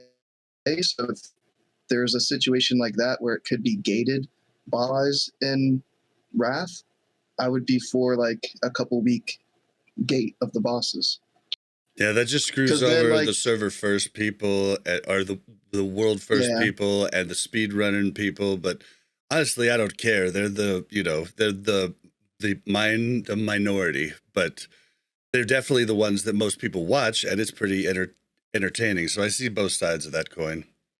What are they going to do with Shadowmourn and Valanir? Yeah, because Valinir at the end of the day is 245, which is, equal to TOC 25 normal gear, but obviously the proc really raises it well above the item level of 245. Shadowmourn's is it 272 or is it 284? 284 rings a bell actually. Because heroic 25 284, yeah, because 264 is heroic and then 272 is Lich King weapons, isn't it? So then 284 is Shadowmourn. So when you're talking Shadowmourn's 284, they're gonna have to nerf that as well. Because can you imagine having a 284 weapon and then the highest that you'd be able to get in 25 ICC will be something like 264 will it work out to be if you nerf everything by, or 259? That's a really good point because they actually did mention this would be for both TOC and ICC, the eye level squish, because they want to nerf player scaling. So something that we haven't talked about is how that nerfs all the items in ICC. And is that a good decision? Do we think that's a good decision? To me, no, because that's the most important part of the expansion for a lot of classes. Hell, think about all the armor pin classes who need every single armor pin upgrade that they can possibly get, because reaching that hard cap of 1400 ARP takes a lot of items. And if they're nerfing all the eye level down, I don't know if you hit that cap. I haven't done the math on it. Who knows? Maybe there's enough gem sockets for you to get that armor pin cap off. Maybe you need to be both JC and blacksmith so you can get them all. I'm not sure what that number is at the end of the day when they eye level squish it, but that could severely impact not only your accessibility to hard cap armor pin, but just the sheer can you? I don't know. That actually brings me to my next thing that I had written down. So I think the nerf would favor caster DPS and really hurt melee DPS. Melee DPS goes nuts at the end of every expansion. But correct me if I'm wrong, melee goes really nuts at the end of this expansion, and it turns into why even bring casters? Am I wrong there? I believe I'm close. That's not necessarily true because casters are really freaking good in ICC, particularly fire mages. They scale so insanely well. There's actually a video that went up, about 3 or 4 weeks ago from a server that we don't talk about. But they brought they brought 19 fire mages to kill Light of Dawn on 0%, and it was world record kill. That was the speed kill. The speed kill was to bring fire mages. Not only are they insanely good. Did you see the Boomy though, Rugs? Did you see the Boomy up there with the mages? There was the Boomy that was third or fourth the majority of the way through the fight. Dude, he kicked ass, man. Yeah. Casters scale really well in Wrath, and Wrath is a very caster friendly expansion, not only just from how strong they are early, but a lot of the boss fights just cater to caster DPS. So I think it's okay that melee get their chance to shine. Everyone knows that I hate warriors or I crap on warriors all the time. Warriors eventually do become the kings of the expansion. It's just they need their time to ramp up, and nerfing their ramp up just means maybe they never hit that moment. But even now, DKs and rogues are popping off, even in just Nax. You know what I mean? Especially DKs. This is going to be a weird question, but when you really think about it, it might make more sense. Is this really? This could potentially make blacksmithing an extremely strong profession for every melee as well, because of the extra slots. Because of the extra sockets to get armor pen. The extra 2 sockets with epic armor pen gems could start to make the difference between not being hard armor pen capped and being hard armor pen capped. But how is that a good decision for the community? It's not. I don't think the item level squish at all is. I can't personally. I can't think of a single thing where I'm well, actually, for this it's good. Because in my opinion, for hardcore players, it's not good or fun to be forced to go back to content that you've already exhausted. For me, I don't see that as fun. For the casual player, making ICC that needs up to a 30% buff to get them through the raid being more difficult due to you having a lower item level overall, so your player power is lower, I don't see that as a good thing.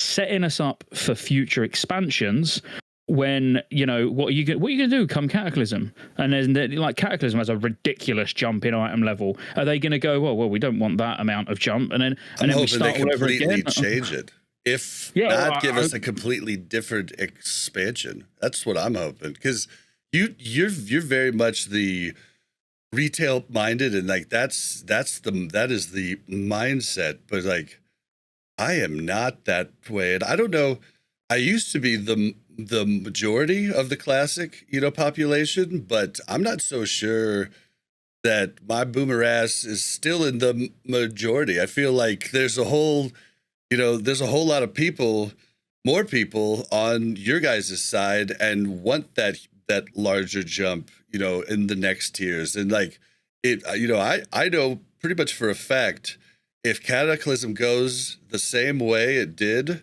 I won't be playing. And if they added transmog and don't let me toggle it off client side, I won't be playing either. So I just want to make one thing clear. I'm not bothered about the item level squish to the point where I'm like, oh no, we want to feel really powerful. We want that. Like, I don't care about that. I come at it from a perspective of looking at ICC and being like, ICC was tuned around us having the gear from TOC. They didn't make ICC at the same time as TOC and go, oh, well, what item level should we throw in here? Oh, we'll do this. While we was doing TOC, they were developing and tuning ICC in a progressive way. So it was made with the item level that existed in Trial of the Crusader in mind. It wasn't like, oh, damn it, we'll tune it for Ulduar gear. That was never the case. That was never what was done. So it's more that there needs to be that item level jump, because now they're going to be making... I love the end of the expansion being difficult. I love ICC being difficult. It is literally one of my favourite raids of all time, and I cannot wait to do it again in Classic. But at the same time, it is very difficult, and there will be very, very few guilds that kill Lich King with 0% buff. Mark my words. There will be very, very few guilds that do it. So why make it now unnecessarily daunting or just that much harder by doing the item level squish for the player base that we've got now? Because we do, there is a, don't get me wrong, there is a big amount of hardcore players, and the majority of those people are the ones that will watch this video, that listen to this podcast, the ones that live and breathe WoW. All they want is knowledge. They want to know what other people think. That's a minority. The majority don't give a shit what we say, don't give a shit, but they probably don't even know what's coming down the line. They just log on, they enjoy the game, they're in a guild, they play it, they don't go on the PTR and test raids. They wait, it comes out, they struggle for months, but they get the bosses down. Why try and alienate that portion of the community, which is the majority, I don't get it. Like I say, I cannot come at it from an angle where I see it in a positive light. There's tons of people in my guild even that I'm like, I got, so-and-so coming on the show next week. And they're like, who? I'm like, they only have like hundreds of thousands of views on their YouTube channel about Classic WoW. I thought you were, but like, you're right. A ton don't. But you're saying that your actual fear is that they're going to do this, and then all of a sudden everything's going to come to a screeching halt come ICC, and they're going to be scrambling around going, oh shit, nobody's beating the bosses except for the top 5% or something to those lines. I can see that. I don't know about you, Rugs, but I'd say top 5% would probably actually be quite accurate. No, I could see that for sure. I mean, heroic Lich King 0% with lower eye level would be extremely hard. Extremely hard. I also think that one thing that just kind of came to me recently is what they want to do in terms of slowing down player power.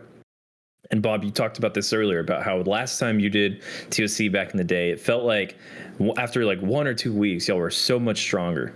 That has already been curbed by the fact that we are limiting That's the raids very true. Yeah, to good point. Shared IDs. So when we do hit phase 3, we're getting half the amount of loot, unless they change loot rates. But right now we're getting half the amount of loot, half the amount of emblems, half the amount of Crusader orbs, which we need for crafting. That slowed slows your rate of getting tier set bonuses because you can purchase tier with emblems. That slows down the rate in which you get all that crafted gear, get your new sigils, your Librams, your totems, all those things. So you will still feel closer to Ulduar eye level each week until you start really farming those bosses. It just takes longer for you to hit those crazy high eye levels just because they already made that change. So the purpose of what they're looking for in terms of slowing down player power creep, and the second thing being continue to do Ulduar will already be achieved by the change that they've already made. We will get the same amount of emblems, though. That's the only yeah, because we'll get them from 10 man, won't we? Now everything else, I 100% agree. But yeah, we'll get the same amount. That's another change I don't like. Yeah, we'll get the same amount of top tier emblems because there'll only be 2 tiers. I don't know if they'll change their names or you'll just trade in your old ones or not. I kind of like the names, but either way, there's only going to be 2 tiers. Yeah, so like in tier 7, we'll get emblems of valor in Nax 10 and Nax 25. And any prior content, including heroics, will always be the second tier, able to buy 10-man current tier from the vendors. Yeah, heroism. Wait a second. You're telling me, because Emblem of Triumph is the emblem in Phase 3 for TOC. You're telling me we're going to get the same amount? Well, we would have gotten Triumph from 10-man already. Yeah, I thought we'd have got Conquest from 10-man. I thought, I'm pretty sure you get Triumph from 10-man in TOC. Normally you would. Possibly. So you don't get Conquest in 10-man Ulduar, though, do you? Maybe you got it in 10-man Heroic. You got the higher level. But you get Conquests in 10-man Ulduar? See, I always thought 10-man, the same way in Nax 10, you don't get Valor, for example. Nax 10, you get Heroism. And you definitely did used to get Valor. And then Ulduar, you would have got Valor. Yeah, 10-man was always the lower tier emblem, but you might be right in Tok. I'm not 100% sure. Yeah, Tok might have changed Tok might have changed, and you might have got Triumph. I honestly can't remember. Still a really good point, though, on just like not having, just like having 2 less raids. Just the sheer amount of loot is going to be different. How would you guys feel about, like, I just don't like the big jump, but I could handle a big jump from Nax to Ulduar, like, especially since Ulduar is so long. Like, how would you feel about them just buffing Ulduar gear instead? I don't see the point. Honestly, I mean, you're not gonna, because don't see the point. We're on opposite ends there of like not wanting to jump as far. But I was just curious. Whereas I don't see it as that much of a jump. You can do Ulduar and you can get a legendary that's 245. You can do Ulduar hard modes that drop 239. Then you go into 25-man normal Tok that drops 245. There's not that big of a difference. There's a big difference between sort of the 232, non-hard mode gear in Ulduar 25, but then again going from a heroic raid into a normal raid, of a following tier, you would expect there to be still a little bit of a jump, because ultimately you're not actually gearing up for the normal raid, are you? You're using the normal raid to gear up to be able to do heroic, if that makes sense. So you'd be using Ulduar and Ulduar hard modes to gear up for Tok normal. Then you'd get Tok normal gear to gear up for Tok heroic. Then you'd get Tok heroic gear to gear up for ICC normal. Then you'd do ICC normal to gear up. I don't see the jump in gear. It doesn't concern me at all. And I mean, I could be way off base too, because I mean, back when I was doing it in original Wrath, there was quite a bit less people actually doing Ulduar and completing it every week, let alone doing the hard modes. Like, that was something only the top 1% of us on the servers were doing, at least when it was current, Like, I do remember once everybody was Ulduar geared, that's when all the more casual guilds went back and killed Sarth 3 Drakes. And they did, Zerg strat rather than doing the actual strat that all of us were doing in the beginning. And so even with that gear jump, because that was before Tok, that a lot of them were going back and doing that. So I guess buffing Ulduar might even make that type of stuff tons easier too. I just want to. I'll go out on a limb and let's just say that Ulduar does the item squish in TOC doesn't happen. In ICC, it doesn't happen. The eye level all stays the same. I guarantee when ICC is out, people are still doing Ulduar. I would put money on it right now. GDKPs, I'm not saying it's going to be run right? as frequently. GDKPs, SRs, exactly. but probably not Pugs. guilds. No, yeah. Well, I think like achievement runs, finishing off people's Valinir. People was doing knacks during like the TBC pre-patch or whenever it was. Just trying to finish it off as quickly as possible. Sorry, as in the lead up to the Wrath pre-patch. People do GDKP runs in knacks from vanilla still to finish off Atiesh and stuff like that. Achievement runs are going to be. I mean, I remember coming back in Kata and doing all of the ICC achievements, like all the old raids, even like AQ and stuff. And I remember going back in Kata and AQ because it'd usually be like 10 or 15 of us, and we went back and we couldn't kill twins. I was like, guys, we actually have to do this mechanic, or like, we're not, it doesn't matter how buff we are, we're not going to kill him. and what's one of the best mounts in Wrath? In your, what would you say, Rugs? What would be the best mount in Wrath? I love the Plague Proto Drake, man. Oh, dear. See, I absolutely, awesome. I love Mimiron's head. I would say it's the best mount in Wrath. So bis. Where do you get that from? Ulduar. Yogg hard mode, the last boss of Ulduar. So people, if you're telling me that during Ruby Sanctum, when there is a matter of weeks left until we go and do, go into Kata or go and do whatever else, and that drop chance now changes from 100% to 1% or whatever it ends up. If you're trying to tell me that guilds will still not be doing Ulduar hard mode during Ruby Sanctum, no matter what the eye level is, you're off your rocker with Blizzard. I will counter that to say that after your guild stops running it, the chances of you getting it in a GDKP, unless you buy gold or run GDKPs, is pretty slim, though. Yeah, but 100%. But that's why, most guilds, knowing that you can go in there and you can kill it every week for the mount, like we'll be going in and doing Yogg 0 during ICC. If we've got nothing to do, ICC's on farm, it's, Lich King Heroic's dead for the week. Let's go smash through and get someone else a mount. That, like what I'm sure lots of people will be doing that. And if the achievements, the mount and the legendary weapon to get a feat of strength isn't enough to keep guilds running Ulduar, I don't see how an item level squish will. Because what's it going to do? Think about it logically.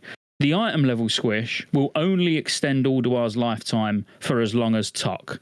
So if you had 3.5 months of Ulduar and then you had 3 months of TOC, you're only extending Ulduar's life by 3 months. Just let Ulduar roll out for another 2 months or something, meet in the middle somewhere, month and a half, 2 months, and problem solved. Because by the time ICC's out, Ulduar is now irrelevant. If that's what you believe. If you believe people only raid for gear, then it's irrelevant. I feel like TOC just doesn't have a whole lot. Is another one of the problems. Like, it'll feel real weird when you were raiding 2 nights a week and now you're raiding 1 night a week for an hour and a half, 2 hours. I feel that'll be a little weird. Yeah, of course it will. And I think that's an issue with phase 3 that's always existed. And that's, to Scotty's point, just make Ulduar last longer, and then to counter that as well, make TOC be short. Nobody wants a long phase 3. The only thing we get is TOC and Onyxia's Lair remake. I mean, there's not a lot going on. The only people who would argue with you, and I know they're a small amount, would be the Arena season players. And at that point, like, you'd have to delay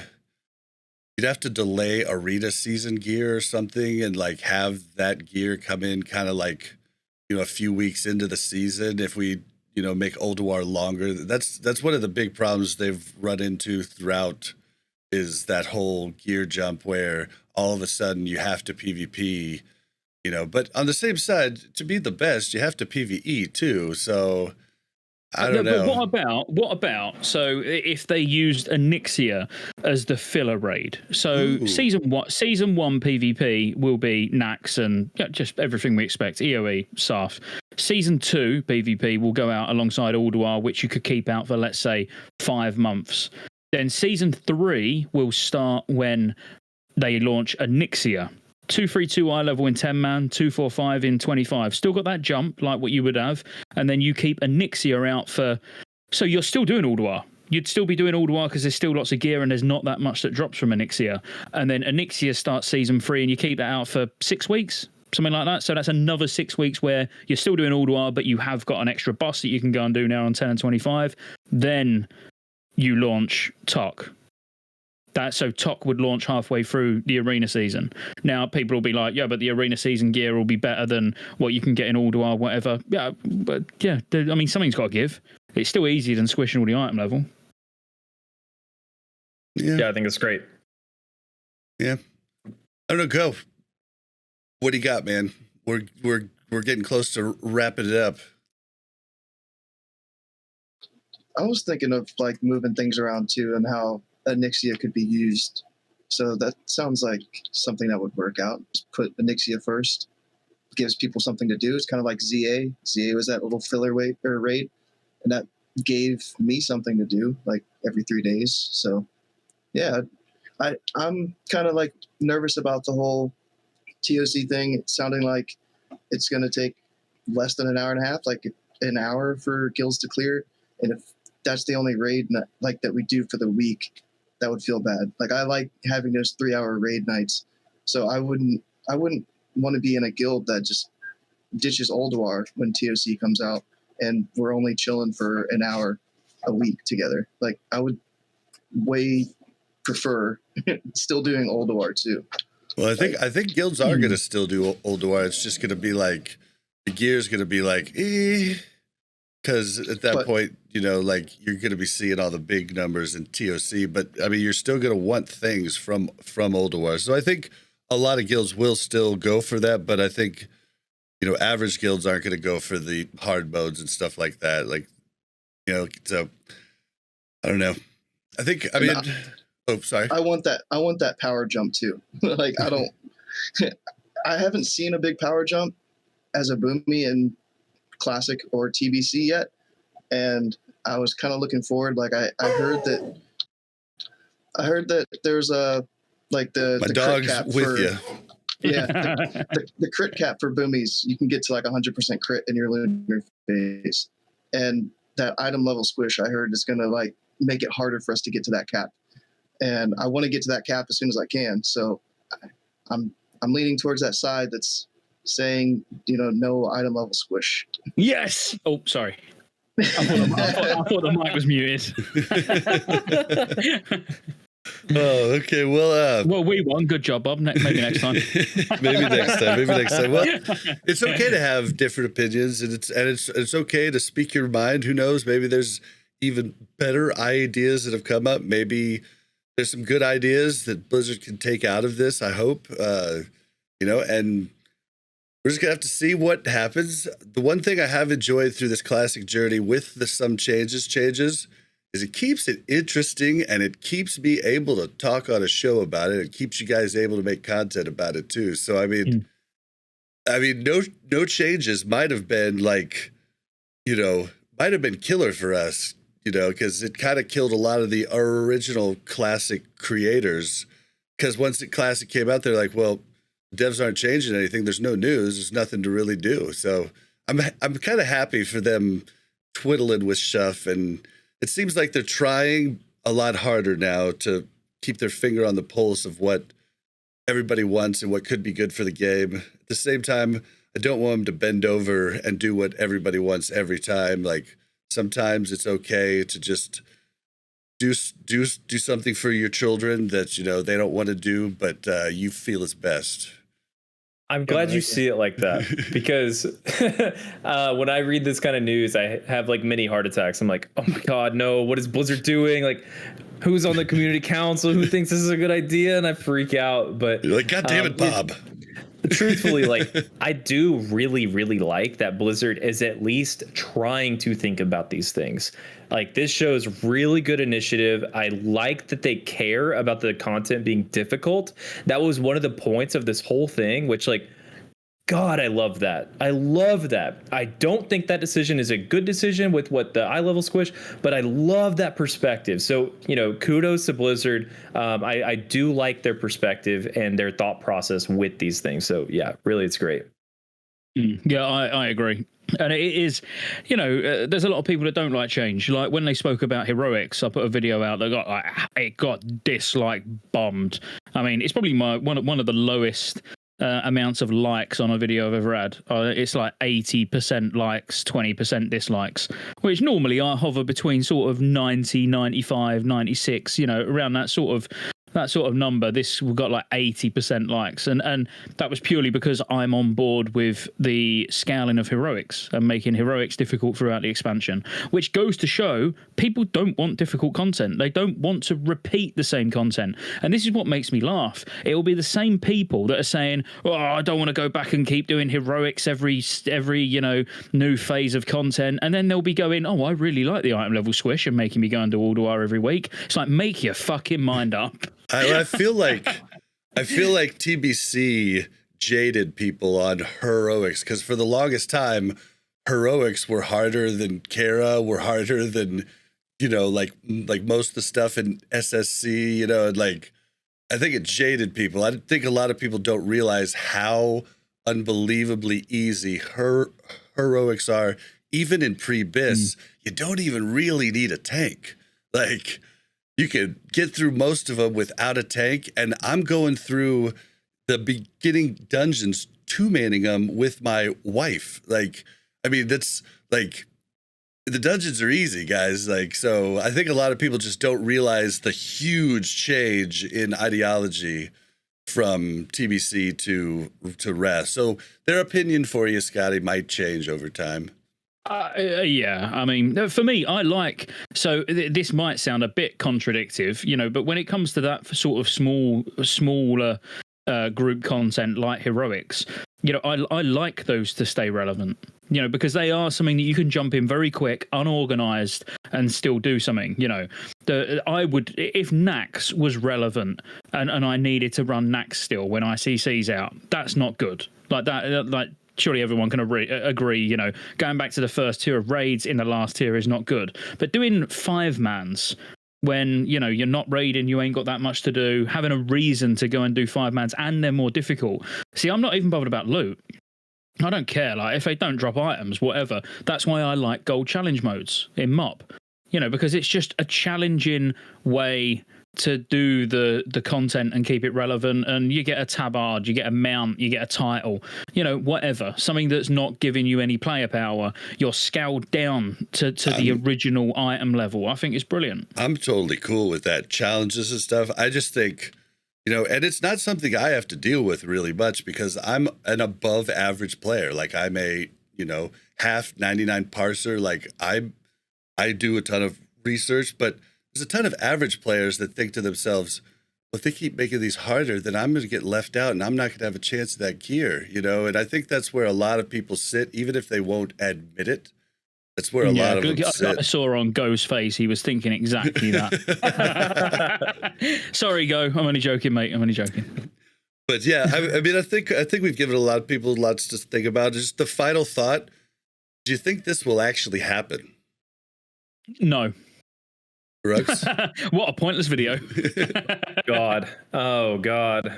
I don't know. I'm not as confident as Scotty with that. I genuinely don't know. I wouldn't put anything past Blizzard. I think it's way too much work to do with this much like pushback. So no, I don't think that it will, but I'm not 100% sure. Also, next episode we talk about 5-man stuff, maybe Mythic Plus. That would be cool. I think we talked about that. You and me and Salv Dally, right? We talked a little bit about that. Maybe we need to dedicate a whole hour to it, just like this, same crew. If they don't do item level squish, and they're still planning on doing something, is there something that they could do that would be worse than the item level squish that we wouldn't want?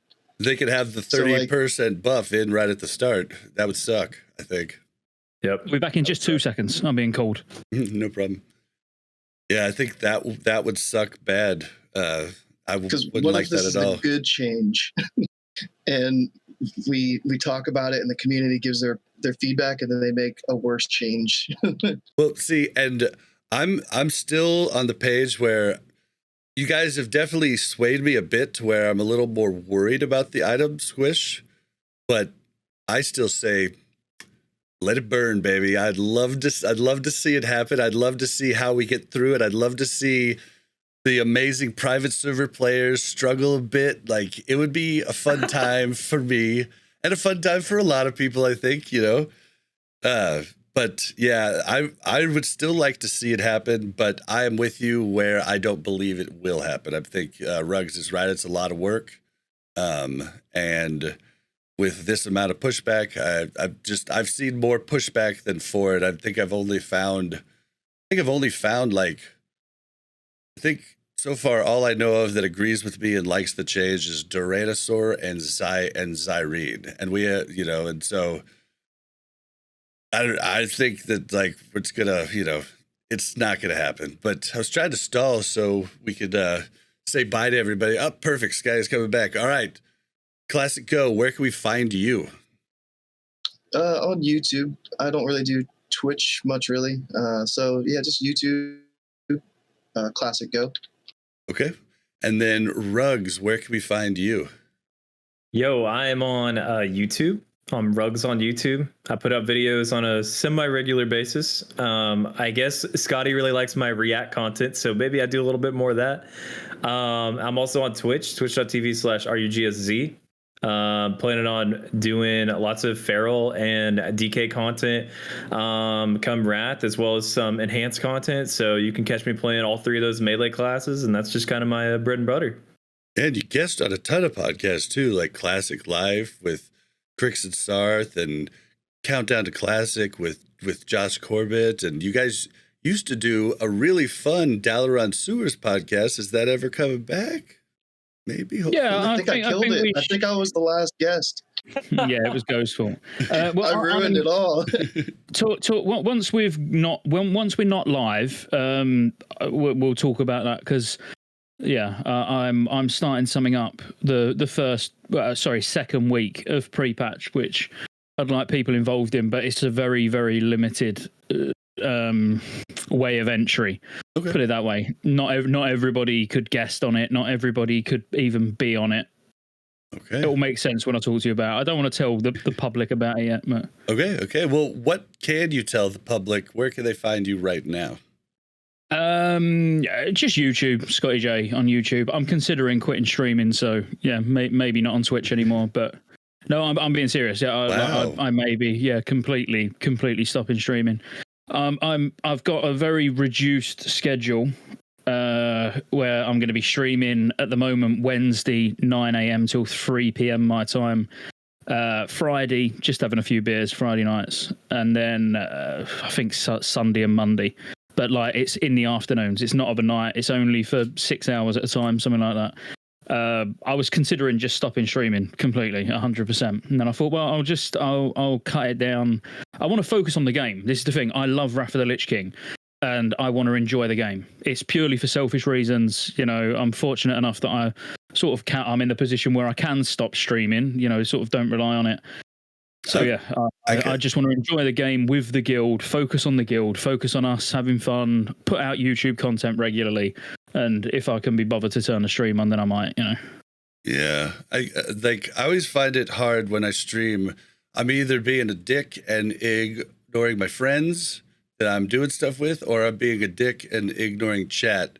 And I love it when I have a couple friends who come on and they'll chat with me, but like, there's not a lot of people that really want to do that, not a lot of people really want to put themselves out there and their ideas out there. And so it gets a little weird there, but yeah, I get it. Well, I've built a community for Wrath. We've all been waiting for Wrath. I think at the moment we've got something like 150 raiders, somewhere around that. So I don't want to. Yeah, I don't want to be the guy that's just always streaming. I'm always streaming. I'm ignoring the guild. I want to be in Discord chatting to everyone. Really be part of the community rather than just You just need a sign that says this is voyeur only. You know, Yeah, and like you're not even talking to chat. Exactly. Chat's Yeah, closed. I mean that would be fine. I'd be fine turning the stream on and just more or less ignoring them. But then that sort of defeats the purpose of streaming, don't it? As well. So this is part of what I'll talk to you about afterwards. So to stay a little bit present in the streaming world, if I do decide to jack it in altogether, it will be purely conversations like this. Okay. Well, you can find me on twitch.tv/Blazzinbob or Twitter at Blazin_Bob. That's BLAZZIN_BOB. It's time to get out of here. Our server's up because I see a whole bunch of people streaming all of a sudden. I know I checked before we went live, and when I hit play TBC, it opened up the Wrath cinematic and the Wrath login screen, but there were no servers up. I was going to say, if they come up, that's very early, isn't it? Aren't they meant to come up again in? Is it like in an hour and 2.5 hours? hours? Oh, 2.5 hours. I was hoping for that dictate Christmas how much sleep miracle, I get. right? Like I was hoping for that. But all right, guys, we're gonna get out of here. Thank you guys so much for coming, and we'll see everyone else next week. Thank you, guys. Thank you very much for checking out Warcraft Reloaded podcast. Make sure to like and subscribe and hit that bell so you don't miss any future content.